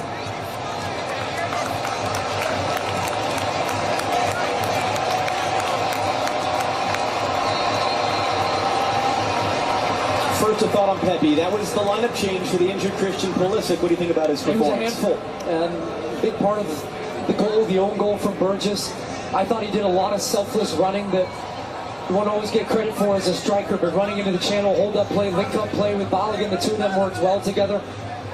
Great work from Anthony Robinson. Look at that strength here from Balogun. That's so good. Hey, you got a guy all over your back, but still to just keep your hands out, get your elbows up, make it difficult for him to get around you. Also, look, saying I'm quite happy actually to take a foul here and just give the U.S. a free kick and stop the momentum a little bit from Australia. Paul O'Connor being called over by Felix Weyer. He's known as a referee that likes to keep a game tight, that likes to use his cards to control a game. He's not really done that. He's also known for really not enjoying dissent. And that was O'Connor had a word on the way through. His boy Sutar almost kicked Gary in the face. Tillman picks up the second ball. Tillman rides the challenge. Just slows it up and cycles it around. There's Berhalter's first touch. And Aaron pass for Dest to the outside. Ball struggled to get on the run.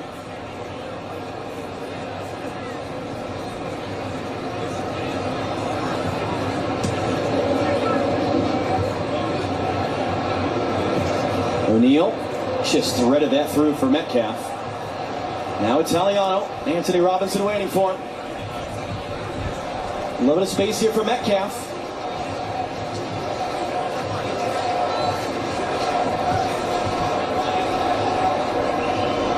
It's Volpato. Volpato gets the cross in. Freeman stooping low, heads it away, and that header evades multiple Australia players. Balogun can't escape. Garia going to recycle. Richards is there to head away. Robinson trying to steer to the open side of the field for Dest. 15 minutes plus stoppage time to go. The U.S. as it stands, clinching a spot in the next round, could clinch the group stage win in Group D based on what happens later tonight between Türkiye and Paraguay. Fifth and final sub in the wings for Australia. Volpato. Adams defending. Italiano. Volpato on the return, cuts it back on McKennie, sweeps it in the middle, popped in the air by Richards. Irankunda rising up. Bodies and limbs everywhere. It's cleared away. Yeah, I've seen some tired legs from the U.S. out there right now, not following their runners. They're going to hold this one to make the sub. Australia wanted to go quickly. They're also, I would imagine, going to check something in this sequence. Donker wants an extra moment to take a look in here. So it hits his hands, but that's not a penalty. And you can see Felix Weyer, the referee to the right, he sees it pretty clearly. And the reason it's not is, look, they're both challenging for the ball. There's not an unnatural movement from his hand up to the ball. The ball doesn't move because of that. I don't think this will be anything from a handball perspective. Paul Okan-Engsler will be replaced here. And once a sub happens, that means that has indeed been checked and cleared. Fifth and final sub for the Socceroos, Jackson Irvine, another long-time veteran, 33-year-old at his third World Cup.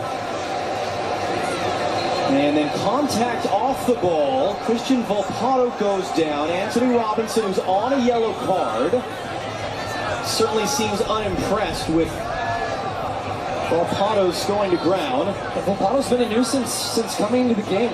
You see his creativity. He's a difference maker for Australia. Let's see what happened off the ball down to our right.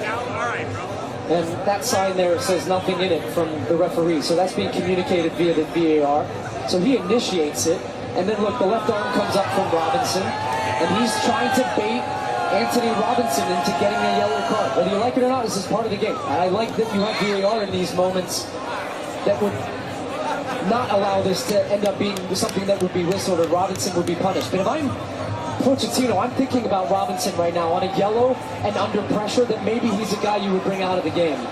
Austin Trusty and Joe Scally are prepared to enter at the next opportunity for the U.S.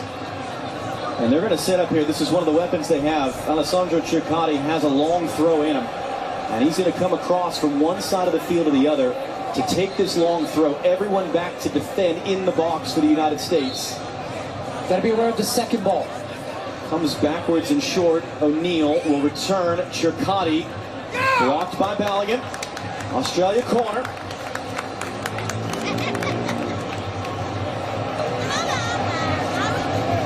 Like you've talked about, I mean, these moments are so significant. You're 2-0 right now. Don't even let Australia get in shouting distance. 11 minutes to go, plus stoppage time. Third corner of the game. Swept in. Good header, one there. Man down for the U.S. is Freeman. Second time today, Alex Freeman has taken a knock to the back of the head. Yeah, well, what a challenge. What a leap from Freeman, showing his athleticism. That's the guy he's marking, it says a lot, is 6'6". And Freeman just with a huge jump to win that one and take some contact and wins a foul for the U.S. Well, they've put Dest and Anthony Robinson's numbers up, but the U.S. coaching staff is just making sure Freeman is okay as well. And now the U.S. players have to hustle off here. Now they are saying, you guys got to run, get off the field, because if you don't get off within 10 seconds, you can't come on for a minute. And the U.S. might be about to play one or even two men short. And what the U.S. is arguing is we were waiting to be sure that Freeman is okay. And right now, to your point, there's some organization going on between the U.S. players top of the screen to account for that. But now Trusty has been allowed to come into the game. So the U.S. won the argument. All right, we'll see what this setup is now for the U.S. Looks like Trusty's going to slide out to the left back position. Yeah, Tony Popovic is furious right now. He's talking to the officiating crew about that. So 2 World Cup debuts. Joe Scally, 23-year-old from Long Island. Grew up childhood friends with Gio Reyna. Austin Trusty, 27-year-old from Medina, Pennsylvania. Just won a league title at Celtic in Scotland. Long time coming for him to make his World Cup debut. Just his 9th ever appearance for the U.S. at the age of 27. Jackson Irvine is able to control a bouncing ball. Here come the Australians. You got 2 new players on the field for the U.S. trying to get up to the speed of the game and trying to get locked in with their teammates. 9 minutes plus stoppage time away. The U.S. as it stands, clinching a spot in the next round. Could clinch a group win by the end of the night. That cross takes a block. Berhalter's first there. Big challenge there with O'Neal. Boss on the outside. Volpato will cycle it around. And one of the things you brought up, U.S. has not had a shutout since September. And a win against Japan, a win that really changed the momentum a lot in the fall for this U.S. team. They would love, love, love to get a shutout win here today.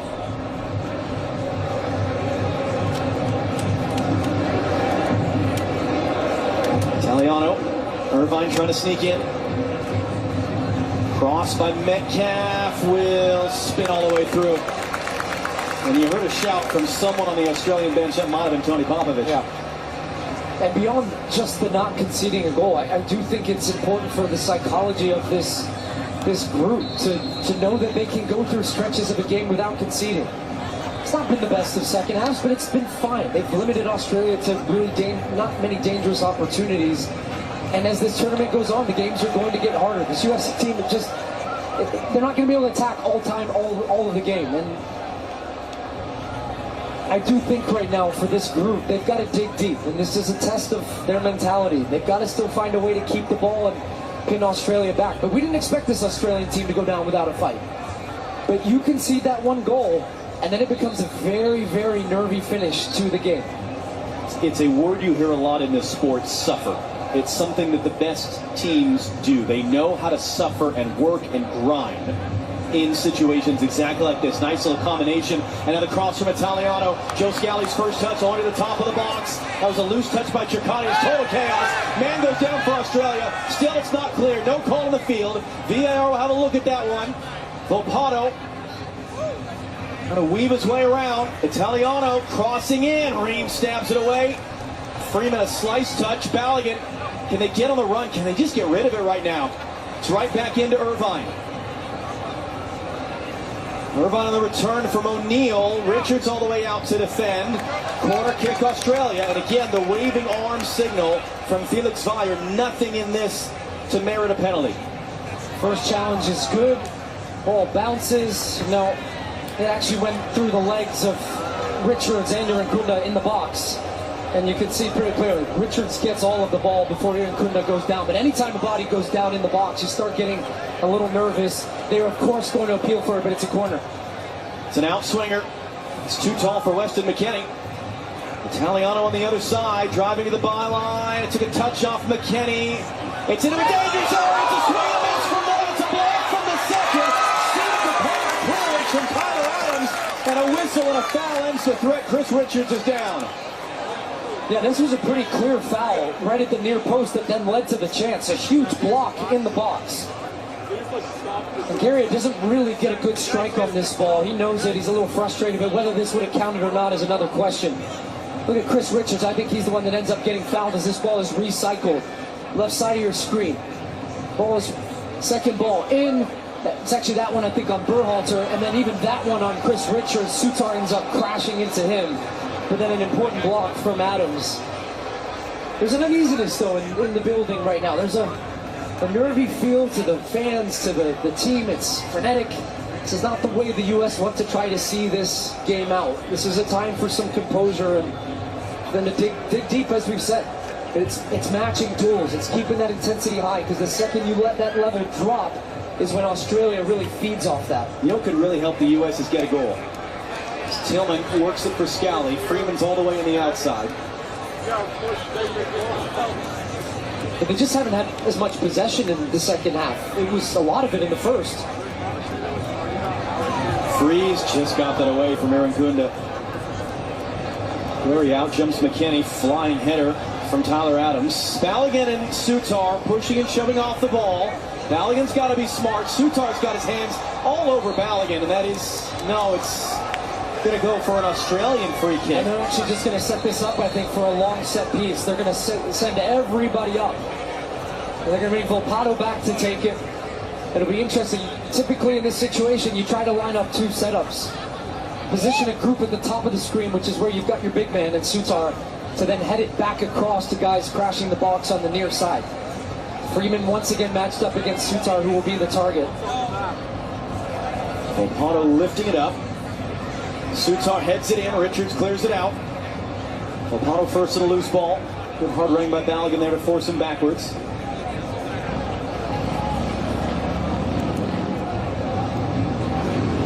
Volpato rolls it forward for Irvine. Trying to return. Enough of a touch there. Although it's going to be whipped back in across. Chris Richards wins the header. Second ball into the stands.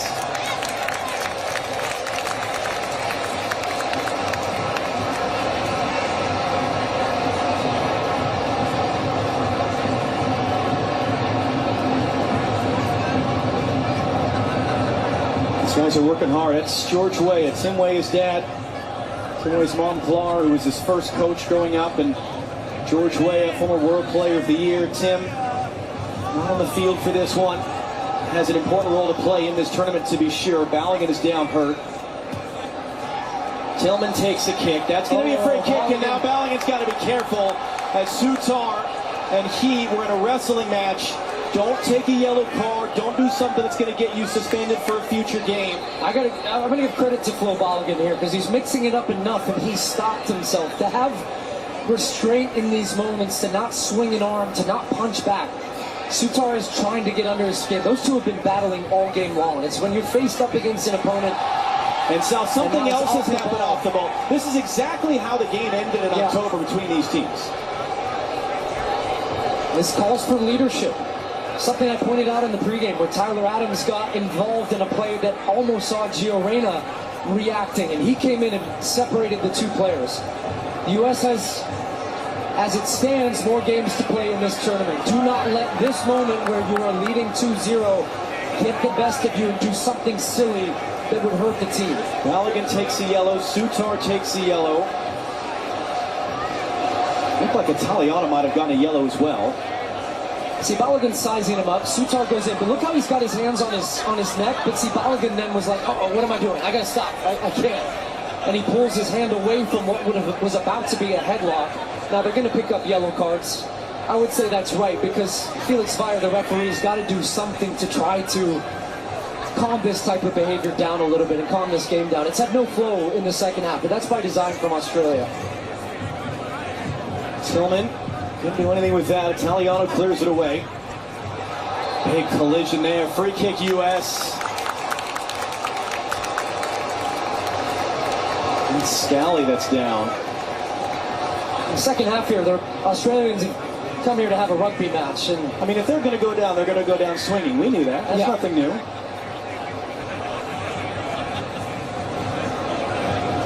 That's more Australian rules football, I would say, than rugby. It's fair. Both. And here's the other part of the advantage of this situation. Balogun gets a yellow, but you've clinched the group win. You could just not play him in the third game, and that yellow card is taken off the record, and you don't have an accumulation issue with him going forward. Tillman's touch. Austin Trusty wins a corner as he's making his World Cup debut.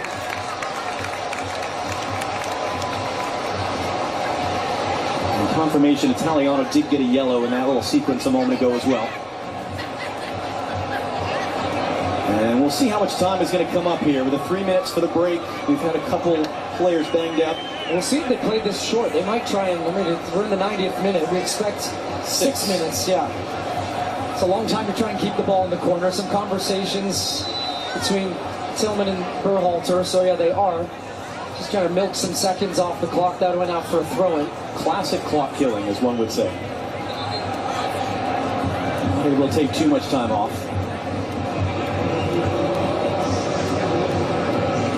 Berhalter rising up to win the header. Tillman unable to get to the second ball. Berhalter just, if there's anybody who loves this type of game, it's Sebastian Berhalter.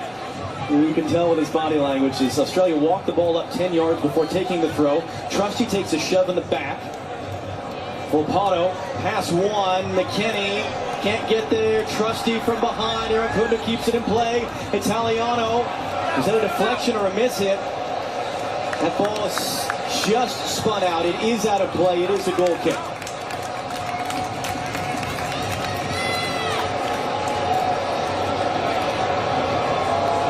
So this was the scuffle. Bottom left of your screen. Look.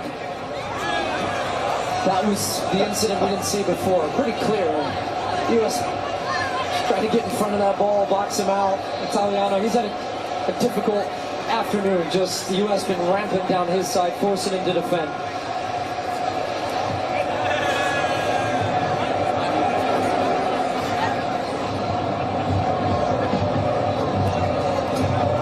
And that's how it looks as it stands. The U.S. clinching a spot in the next round. They could clinch first place in the group, and that would allow them to stay on the West Coast in the knockout stage. That would mean Bay Area round of 32. It would mean Seattle round of 16. It would mean LA quarterfinal if they can get there.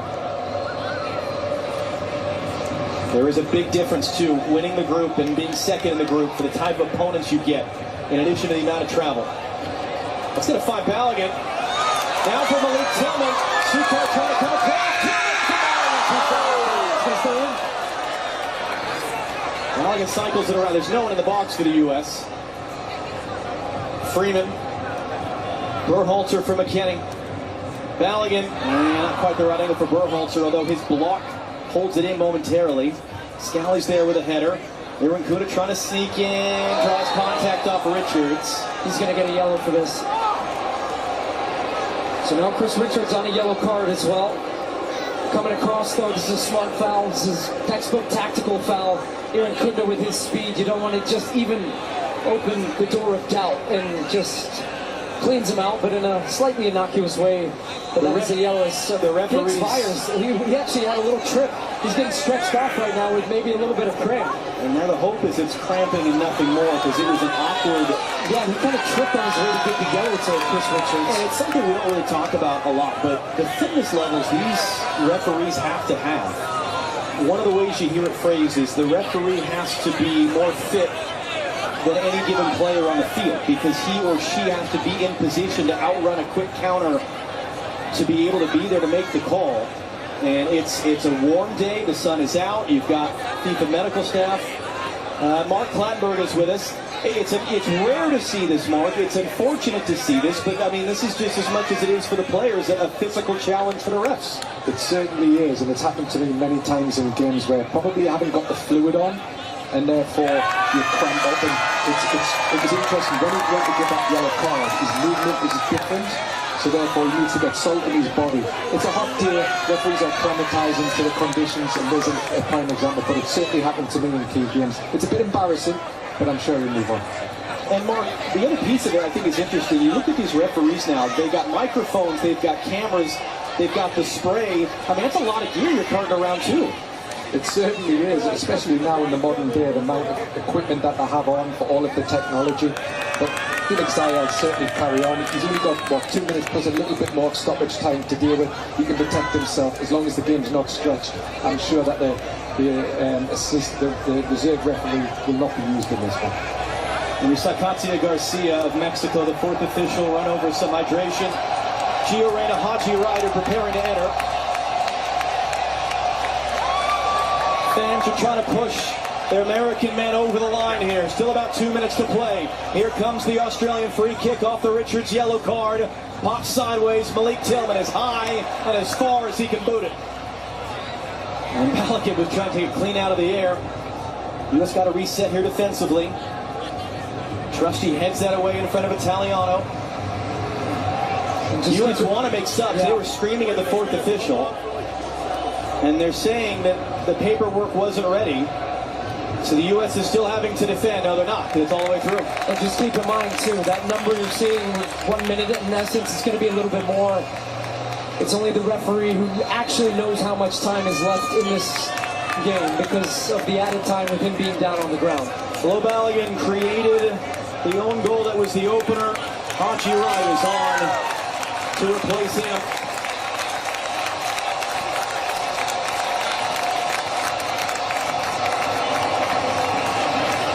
And Weston McKennie will get his curtain call replaced by the man who scored that wonderful special goal at the end of the night in LA, Giovanni Reyna.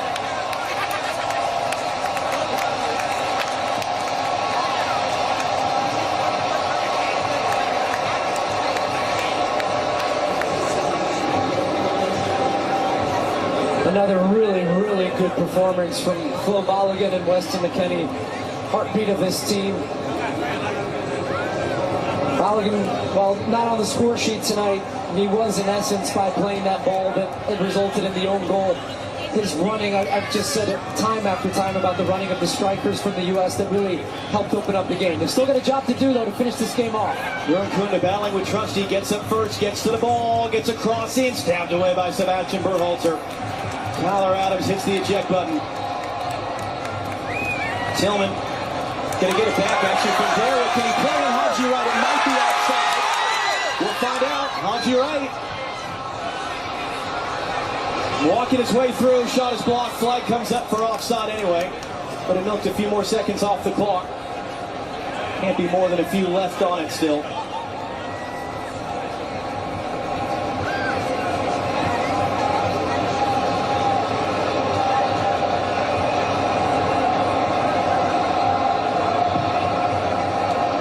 Each sends it long. Still time enough. Tim Ream with the second header. Irvine just hooks it blindly over his head. That'll bounce all the way through. Perfect day. Perfect atmosphere. Seconds away for the perfect result.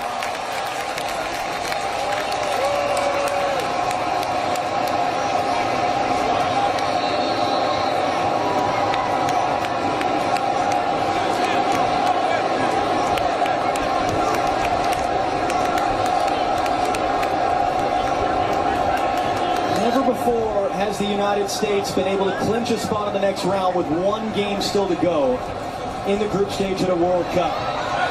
Malik Tillman can an exclamation point. Haji Wright not going to get there. You're just kind of battling Shirkani to the loose ball. That's the end. What a goal! And the United States will know for sure they're on to rounds in the knockout round of this FIFA World Cup.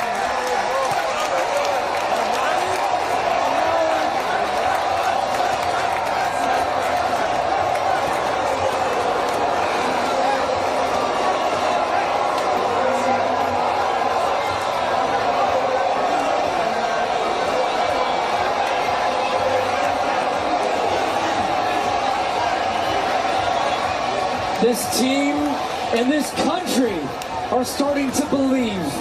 Two great performances from this team. They are on to the next round. Roll on Los Angeles, US 2-0. Rob Stone, over to you as it finishes here in Seattle. The United States 2, Australia 0.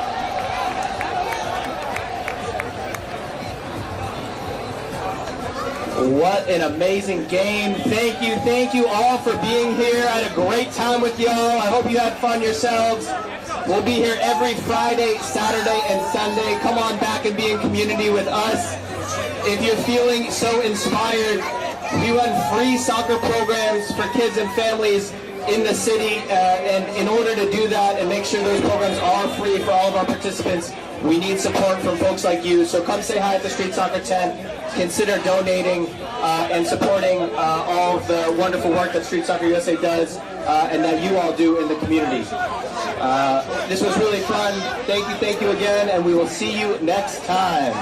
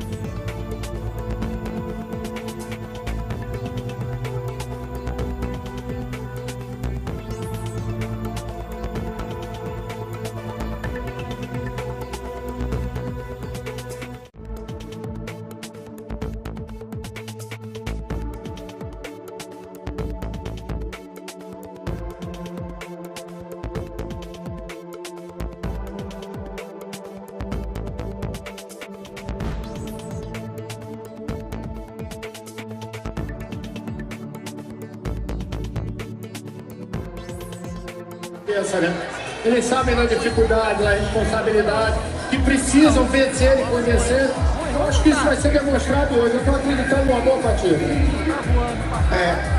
Você é paraibano de nascimento, mas vive no Rio há quanto tempo? Eu estou desde 1960. Desde 1960. Aquele negócio chamado Copacabana vai aparecer ali. Você conhece um pouquinho de Copacabana, da Rio? Pertinho da casa do maestro, está ali pela Laranjeira, tudo bem, Lívia?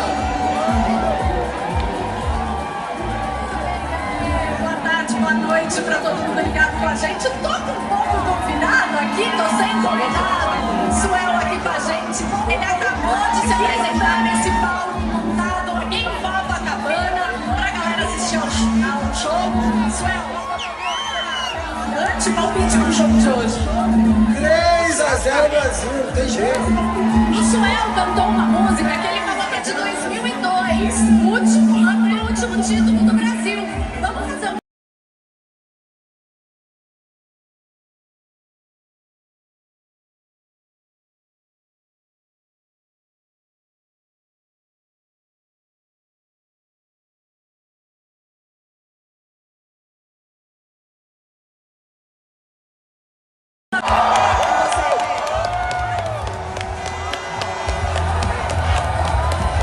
Valeu, Lívia, alô Copacabana, e nós seguimos girando pelo Brasil porque ninguém conecta os brasileiros como a Globo. Vamos para Porto Alegre, no Rio Grande do Sul, saber como é que está o clima na capital gaúcha. A galera também animada com essa ansiedade no segundo jogo da seleção brasileira, a bola rolando daqui a pouquinho. Alguns segundos a imagem demora para aparecer no telão, agora eles estão se vendo no telão aí, ó. A galera em Porto Alegre também empurrando a seleção brasileira. E agora vamos para o norte do Brasil, Rio Branco do Acre, a terra do goleiro Everton, também acompanhando na expectativa por mais um jogo da seleção brasileira na Copa do Mundo. Galera reunida nas principais capitais, nas principais cidades do Brasil. O Brasil inteiro vivendo essa ansiedade, vivendo essa expectativa e se vendo na tela da Globo, porque ninguém fala com tantos brasileiros quanto a Globo. Sabe por que o Ronaldinho Gaúcho demorou para aparecer? Ele foi parando aqui, foi parando ali, foi parando lá? Porque ele se encontrou também antes do jogo com o nosso Thiago Medeiros. Joias amadas, Churrascopa e a nossa parceira Amazon chegando. Vocês lembram que no primeiro jogo do Brasil, o Bruxo aprontou das suas magias, não lembram? Agora, ele vai fazer uma surpresa para um fanzaço. E você aí de casa fica com o celular preparado porque vai ter cupom de desconto da Amazon. Pedrão tá aqui com a gente, é de São Paulo, tá curtindo a Copa. Quero saber se você tem habilidade, feito bruxo, Ronaldinho Gaúcho, para acertar uma dessas caixas aqui e ganhar um brinde da Amazon. Poxa, eu não sei se eu vou ter habilidade, mas nós vamos tentar fazer de qualquer jeito aqui, que brasileiro sempre dá um jeito. Bora! Mal sabia ele que o prêmio sou eu mesmo. Bora lá ver. Pedro, preparado? Vou mandar aqui pra tu. Com o Chutou Ganhou, você palpita os resultados dos jogos, junta moedas e troca por cupons de até 80% de desconto. E detalhe, membros Prime tem cupom extra, hein? E todo mundo se dá bem nessa brincadeira. Quem acerta leva moedas, quem erra...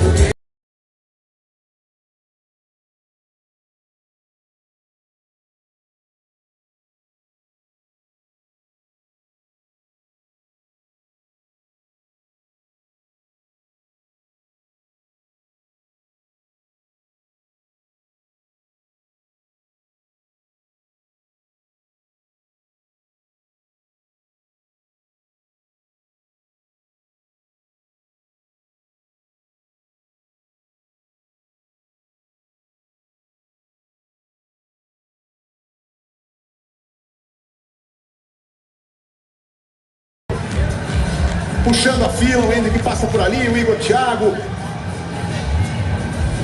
Aí a concentração do Luiz Henrique. Passou também o Ederson Silva. Os 26 jogadores convocados participam da cerimônia do protocolo. Vinícius Júnior, como sempre, as lentes, os holofotes de olho nele. Capricha, Vini, vai lá, Vini. Grande referência técnica dessa seleção brasileira. Vindo pro gramado. E quem tá na beira do gramado, acompanhando tudo de pertinho, esse momento de maior ansiedade antes da bola rolar, é a Débora Gari. Chega mais, Débora!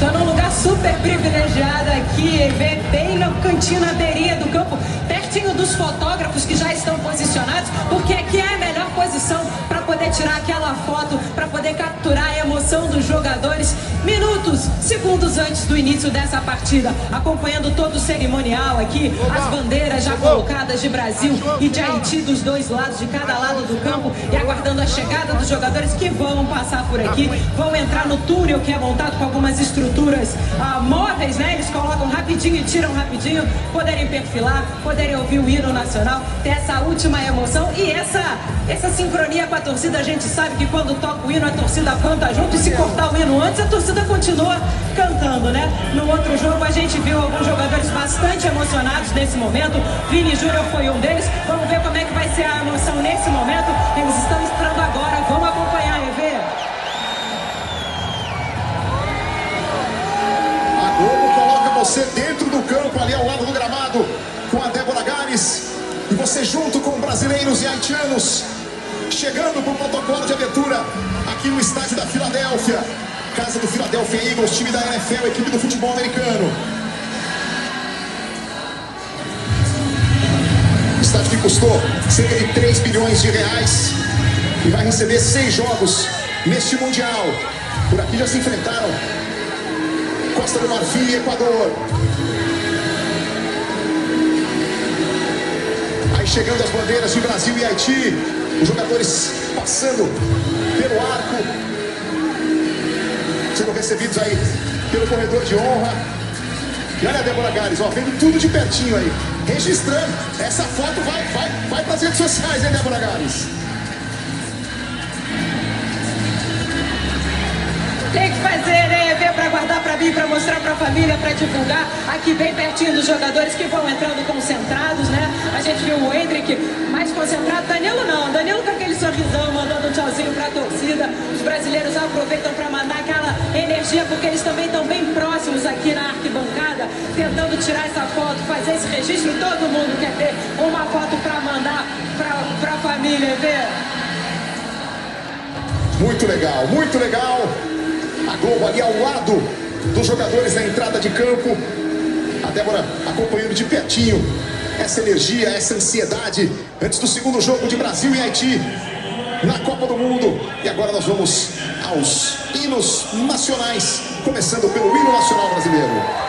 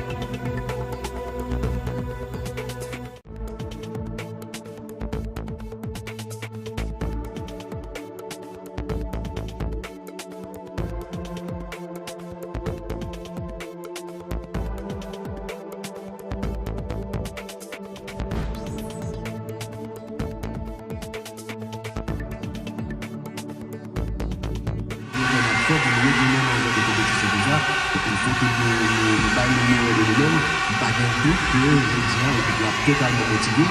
Mais dans le football, c'est pas seulement motivation. Il faut une qualité, il faut être préparé, et surtout, c'est pas tout le temps que l'on est capable. On doit appeler le football et on n'est pas capable parce que dans la main de l'adversaire qui est en face. Donc nous espérons que l'équipe haïtienne, non seulement prend plaisir de protéger le football là sérieusement, à dire qu'il y a plus que 15 millions de monde qui gagnent chaque jeune haïtien, chaque ballon qui est dans le bureau. Il faut que changer ça pour que nous jouions un match qui digne le match de Coupe du Monde. Le deuxième bagage là, ça ne va jamais exister du tout si on peut pour gagner. Donc automatiquement, au peur, c'est parce que vous gagnez, vous considérez être inférieur. C'est vrai que son match football lié, son match qui est important, mais la seule façon pour gagner, c'est jouer pour jouer. Donc on espère que nous avons prêté Haïti, nous avons prêté avec personnalité, nous avons prêté avec projet de jeu que nous avons habitué à montrer depuis avant compétition, on a éliminatoire, ce qu'on a fait éliminatoire et préparation, l'équipe haïtienne qui dit, qui pas peur, qui lève des ballons, qui traite des ballons bien, qui exige l'adversaire la faire récupérer pour ne pas paniquer les ennemis, même si et que nous avons 5 personnes derrière les nouveaux ballons, mais là nous avons tout, nous ne pouvons pas arrêter avec 5 personnes derrière, il faut que nous avons joueurs, nous avons couloir, nous devons parler d'artistes, d'expérience qui a projeté vers l'avant, qui est capable d'exiger aux Brésiliens de marquer le tour. Donc ce match que ça m'inspire. Après ça, résultat, nous pas besoin pour les résultats bien. Moi, je vois une équipe haïtienne qui a joué avec personnalité, sans crainte, sans peur, mais sérieusement. Samuel, le 11 de la sélection brésilienne. Le Brésil capturé avec Alison Bekov, Yogi Martinez, avec Gabriel Magalhaes et Nathan de Tesla. Danilo à droite, à gauche de Douglas Santos. Bruno Torres, Bruno Magalhaes avec Casemiro et donc Carlos Enrique. Et puis Rafinha, tape au premier honnête de l'équipe suisse. Tape à Monique là. Et puis Martinez Cunha. Voilà, c'est nous allons équipe brésilienne là, capable de progresser. C'est toute nation là, c'est toute pays qui devrait une sélection, encore qu'il y a 2 sélections haïtiennes. Mais même Batache du monsieur, dont je vais précéder là, c'est une madame. Pour la première fois, de toute l'histoire, ma première sélection haïtienne de football, qui a joué face à la formation brésilienne de football. Dans tout le monde, la République d'Haïti, face à une équipe brésilienne, qui c'est donc la meilleure équipe de toute l'histoire du monde, avec 7 titres déjà, avec bien passé, nous devons le dire, Grenadier à l'assaut, football, nous prenons Haïti pays chez nous, nous devons, quel que soit chaque. Et ça n'a pas accepté notre supporter, parce que nous sommes Haïti avec nous, Mathieu Bellin qui doit démarrer notre plaie, c'est toute cette toute côté qui est là, Palette Resto qui dit, yo apport, yo attaché là, pour yo garder notre plaie dans le petit. Match qui l'a terrible. La sélection haïtienne, la sélection haïtienne, la tête défensive, nous allons suivre, qui ça se bataille, c'est pas 2-3 moules, il y a prêché tel moule, il y a prêché moule, il y a préanimation, il y a des passes, il y a des têtes de passe dans le temps la passe en avant, c'est pas le faire la touche à ton profil de la sélection brésilienne, on joue là rapidement, sur le côté gauche, il y a joué avec Douglas, il y a deux avec Dos, petite passe, rapidement, Carlos Enrique Casemiro qui joue à droite. Marquinhos, bonne passe à gauche, c'est Vinicius, Vini dans le ballon, vers l'intérieur, la passe à droite, mais son Fatima est tout petit là, ils sont Fatima, la sélection brésilienne, ballon,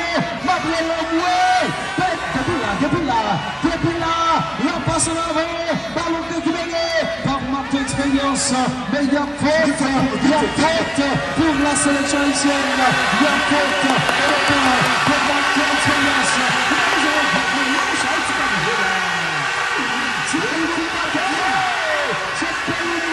C'est Haïti, c'est pas nous, c'est expérience, oui c'est marqué, l'expérience qui joue sur le côté gauche. Va comprendre, c'est Pélim, c'est Haïti.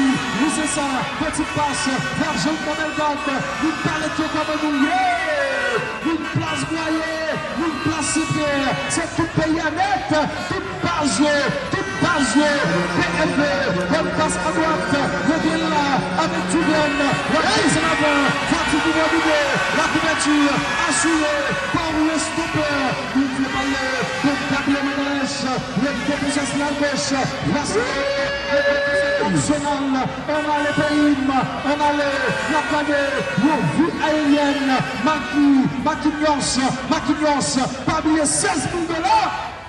7 000 $, qu'a payé la jeudi. Question-réponse, question à punir, question-réponse. Attention, la interact avec Popovic là, la passe à gauche, la sortie là, la sélection brésilienne avec Vini qui a le ballon, il a suivi, il a dribble, il a faute, est-ce qu'il a fait le temps? Vinicius Saint-Gilles, il a suivi, il a pris ses balles.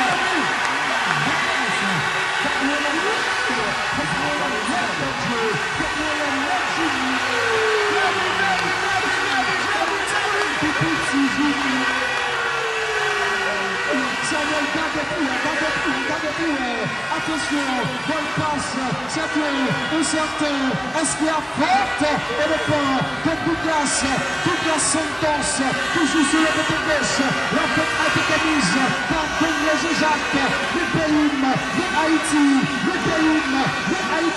c'est la Coupe du Monde, mais il y a faute. C'est le côté bouche, c'est le côté, merci Vaseline, nous présent. Quel bel but. Nous commençons à dire si ma football là. La football, nous voulons poser une bataille physique. Comme j'ai dit, petite passe. Il y avait hors-jeu. Et son hiver, il y avait hors-jeu. Ça le but basement. Cap procédure, cap animation. Kenson, gérez ça. Attention, carton jaune pour Carlos à tous. On va jouer rapidement par l'intermédiaire. Brésilien là, bonne zone, une présent, bonne passe, revient là, avec Ricardo, toujours à gauche, possible là, dégagement du banquier, Johnny Placide, c'est tout du monde là, à la tête de Cassé qui joue à gauche, Gabriel Magalhães qui joue, Carlos Cinque Casemiro, la passe en avant, maintenant, ballon pas arrivé à destinataire, il voulait arrêter, la Funia, qui joue sur le côté droit, va comprendre, fanatique, oui, là, ça c'est lui, ça c'est la balle, pas du tout la balle. Et ça y est même, l'occasion rapidement, car l'intermédiaire peut prendre la balle, nous devons aller de temps. Vous faites trop avec vous fait bagarre Timoun, vous fait jouer la Godonie, vous faites trop avec vous comptez pas de danger, vous faites trop avec vous fait bagarre la Godonie, jouer le papa, pas de ça, tel comme une balle Brésil nous connaît, tel comme une balle, et nous pas le ballon, nous sentir donc, on a le coaching pour la sélection brésilienne avec Douglas Busque le ballon, la passe en retrait, monsieur Gilla, petite passe sur le flanc droit, nous Joan descend très bas, Lucas Paqueta, la passe à gauche, nous saluons tout le monde par là, petit moment. Nous campons sur la rue, t'as dit côté où piquer ses pignes, c'est tout côté palette là, et donc éviter d'oublier là, c'est pas une campée, c'est bon, mais vous mettez chéri, t'as dit côté où mettre route, de sèvres dans la pile, mais c'est pas terminé, C'est pas que vous, il y a plus de téléphone de la tête. Attention, la touche est haïtienne, le trait de touche, par manque d'expérience, perte de balle, il fait son pied, c'est toujours là. Maintenant, il est là avec une endroit de bonne passe, Kevin Julian, il a disparu. Maintenant, il a sorti là,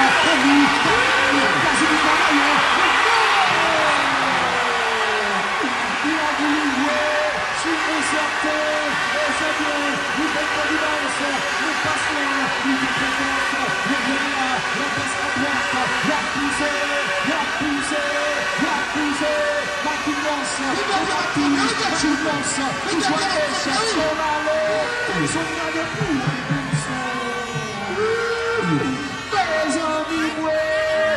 bonne passe,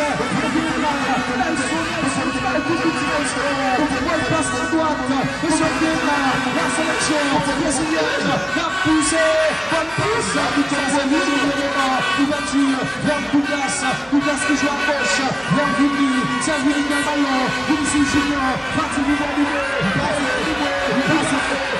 Jacques Macage, attention, tentative de dribble, pour la taille, c'est le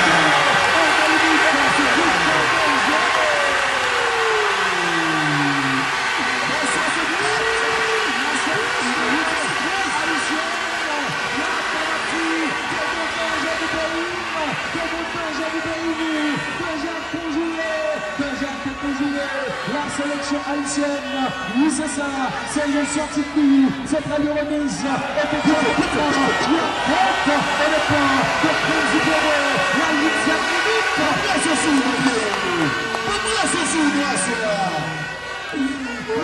c'est un temps, c'est proposé, Titiako, c'est fond de bouche, oui c'est ça, pas de doute, pariage la caille, c'est jeu facile, toucher rapide, tout le bal sportif là, comme il faut un fumé local, oui c'est ça, un fumé local, si t'as les payés tête jaune, tête blanche, c'est vieux bagala, tap sud, c'est proposé, attention, possibilité, petite déviation,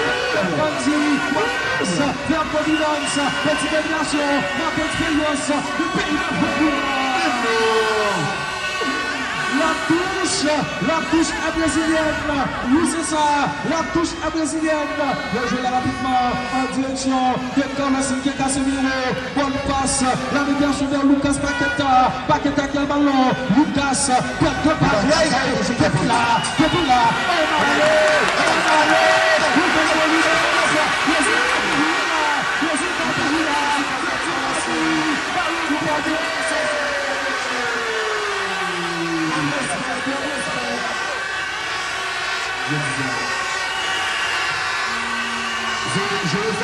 Je vais savoir au studio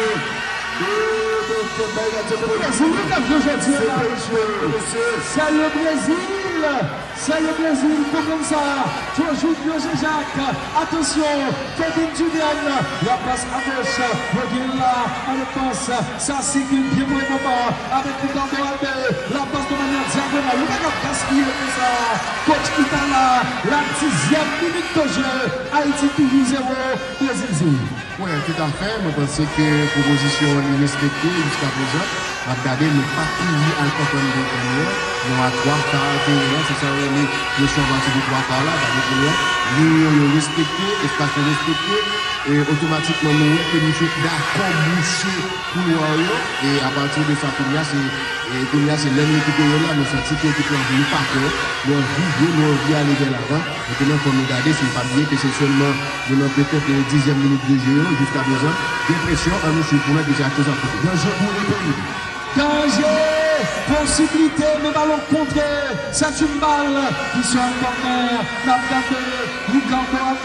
le jeu a finement repris, c'est très le retrait de touche, la touche est brésilienne, revient là, bonne passe de Marquinhos, avec Gabriel, exerce Brésilien, ouverture à gauche, et qu'est-ce qui se passe? Attention!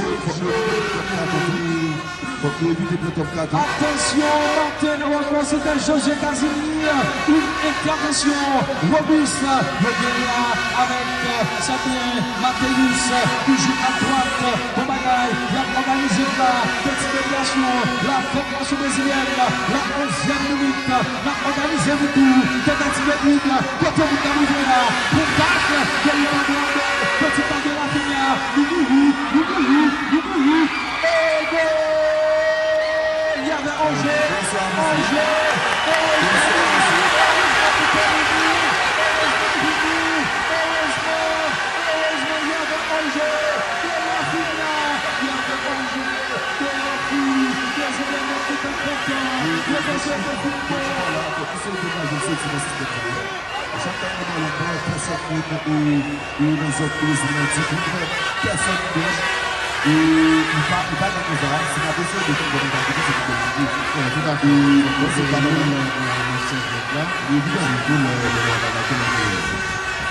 exactement, la sélection haïtienne qui nous a pris la main, ballon capté par Alisson, l'Espagnol sur le côté gauche, petite passe de Douglas Luiz, Alisson qui joue à droite, vers Marquinhos, le propre moitié de terrain, la Brésilien, il a tenté sortir là, question-réponse, le brûlé, c'est crochet du gauche, 16 minutes, bonne passe à gauche, on dit sur le Lucas Paqueta, il fixe pour là, il va jouer par lui, il fait passer à droite, la joie Barcelone, petite passe, au bagaille, les Brésiliens, la passe à droite, la organisé le Angers, il y avait Angers, la piégé tout, la piégé, la Vina,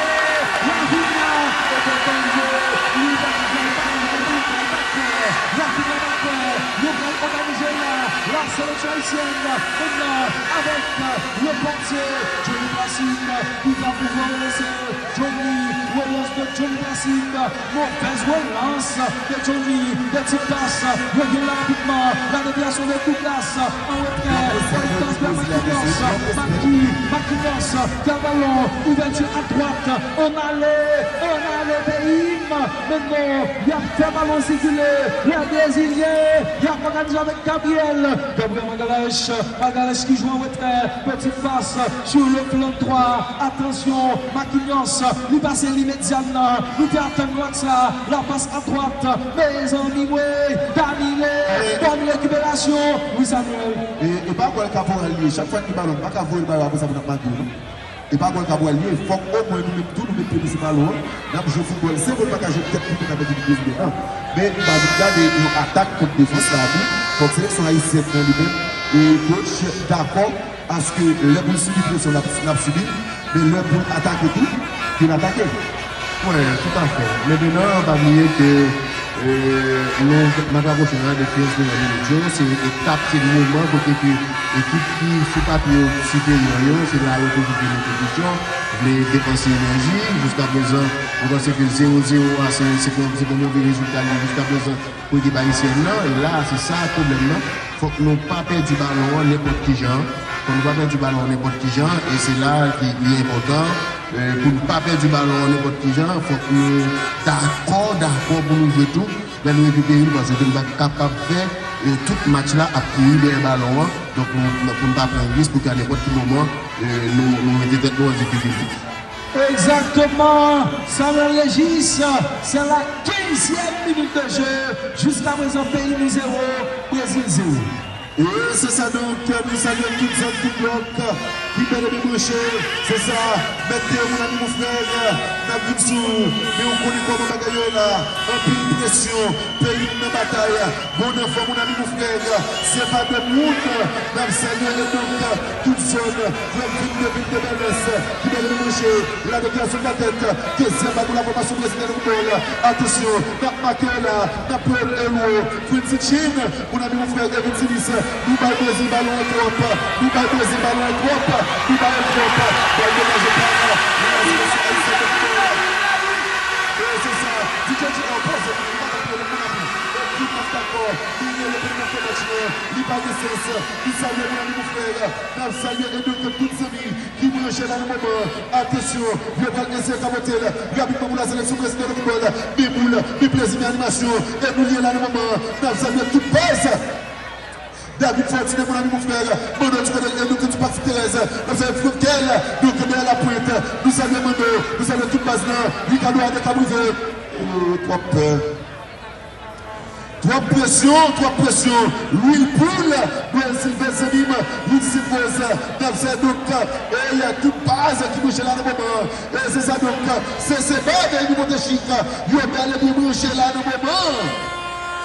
Dans la frère, nous saluons, c'est pas de monde qui a vécu nous là, il y a possible, c'est pays qui a joué, et donc, le souffle de mal, le va laisser balancer, le mettez là, attention, la sortie de Johnny Placigraté, attention, Vinicius, il mettez il va se lâcher, c'est le seul de jeu, le Belge de la droite, est-ce que c'est pas à nouveau, est-ce que c'est pas bien?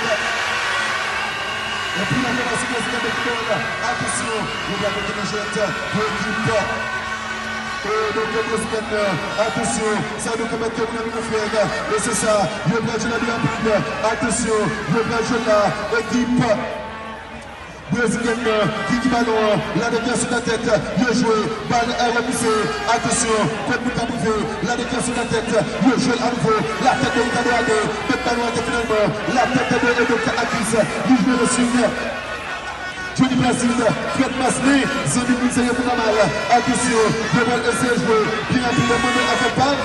Nous saluons, attention, c'est pas de monde qui a poursuivi à ce moment. D'agir fou, pas du côté bien que c'est bien. Patrick Thérèse, sur le bagage du début Paspoiré, c'est nous, c'est la tête de l'éclair. Attention, le jeu là, continuez, pour bagaille, la passe est continuée. Et pas ça, monsieur. Et tu peux pas capter l'initiative, nous pas capter l'initiative, c'est bloquer le ballon là, et pour mener à la mener les défenseurs actuels, c'est provoquer les défenseurs, c'est pas le ballon pour y mettre, c'est pour pas déchaîner, c'est pour s'échaîner, attention, comme la plus de cerveau, la passe du jeu, et la côté du jeu. Et c'est ça, quasi un nouveau qui va avec Popovic, il y a un nouveau qui va avec Jacques, et il y a attention, ici la côté, le jeu va bien avec lui, c'est ça.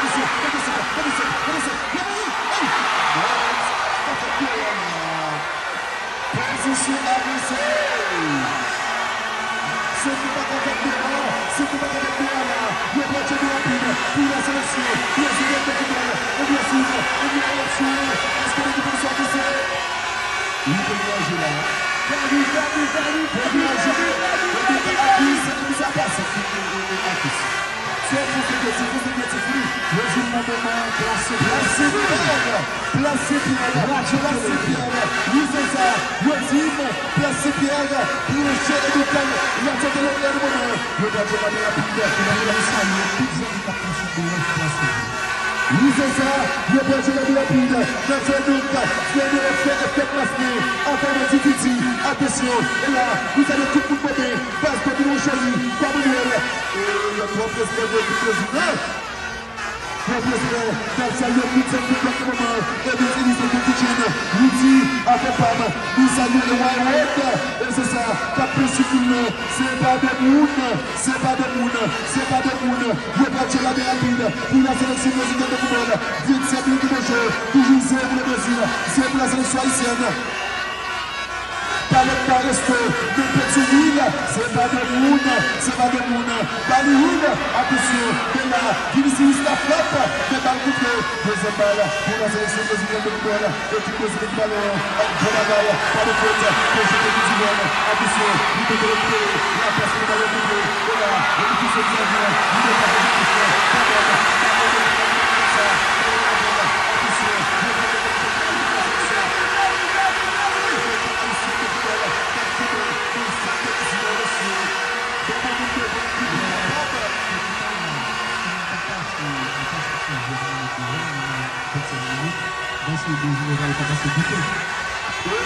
la place du jeu nous fait pas de ballon trop facile, nous ballon trop facile, mais ça dessus.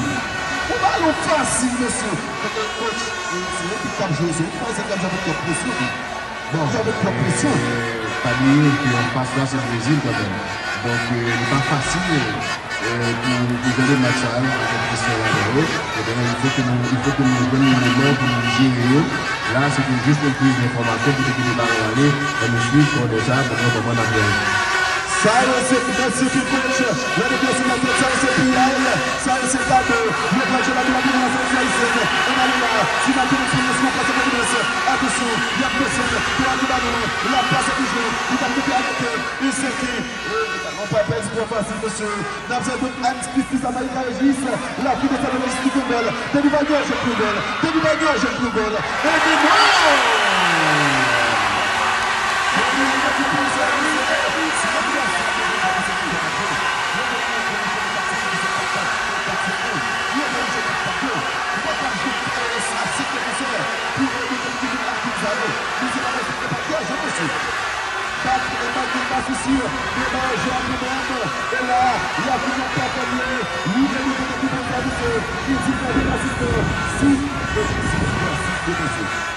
c'est pour ça la joute est facile. Je veux utiliser de cette étape tactique. Bon, nous va changer Samuel, match qui a commencé, on continue à suivre, on espérer que la bien sorti à partir de ça, pas bien d'aller avec cette transition, et puis d'essayer de direct sur nous, donc on a des joueurs là, l'important, pour que les gens y aillent, pour ne pas perdre du ballon, pour ne pas précipiter la sortie de ballon, là, il faut ne pas perdre du ballon. Et donc, sélection haïtienne qui aballe un pile à terrain, la frappe de Vinicius, c'est ça. Est-ce que du bol? Oui, il y a du bol. Est-ce que pas du bol? C'est du bol. Mateus Cunha, et là, du bol, et pour Brésil, cadeau. Puis il y a un cadeau d'accord. C'est exactement ça me tape ici le dire là. J'aime ça, ne pas taper du ballon, ne pas taper du ballon. Son petit ballon, c'est notre vieux là. Et là, à partir de bien comme ça, nous avons une situation tellement compliquée. Nous avons cherché l'égalisation et nous avons une situation c'est là, nous pour faire banouiller et nous avons là. Un ballon facile, il cadeau en effet cadeau. Même là, encore coach, Vinicius, il joue un peu de tir, il tire pas en jeu. Gardez ta boîte, gardez Piaille. Et donc, il y a une défense là qui nègre. Soit avec 6 minutes de défense. Et là, ça c'est non seulement le déco. On dit, et majorité là, de je l'ai fanatique cuisine. Et c'est ça vous dit. Parce que il est clair que vous n'êtes pas capable de ballon aussi facile comme ça. Vous cadeau à deux, vous faites cadeau, deux jeunes à risque. Et puis le résultat, c'est les alliés. Cabote, on coach. Et donc, 0 balle sur le plan organisationnel, 0 balle sur le plan tactique, 0 balle sur le plan physique, pas de monde en attaque.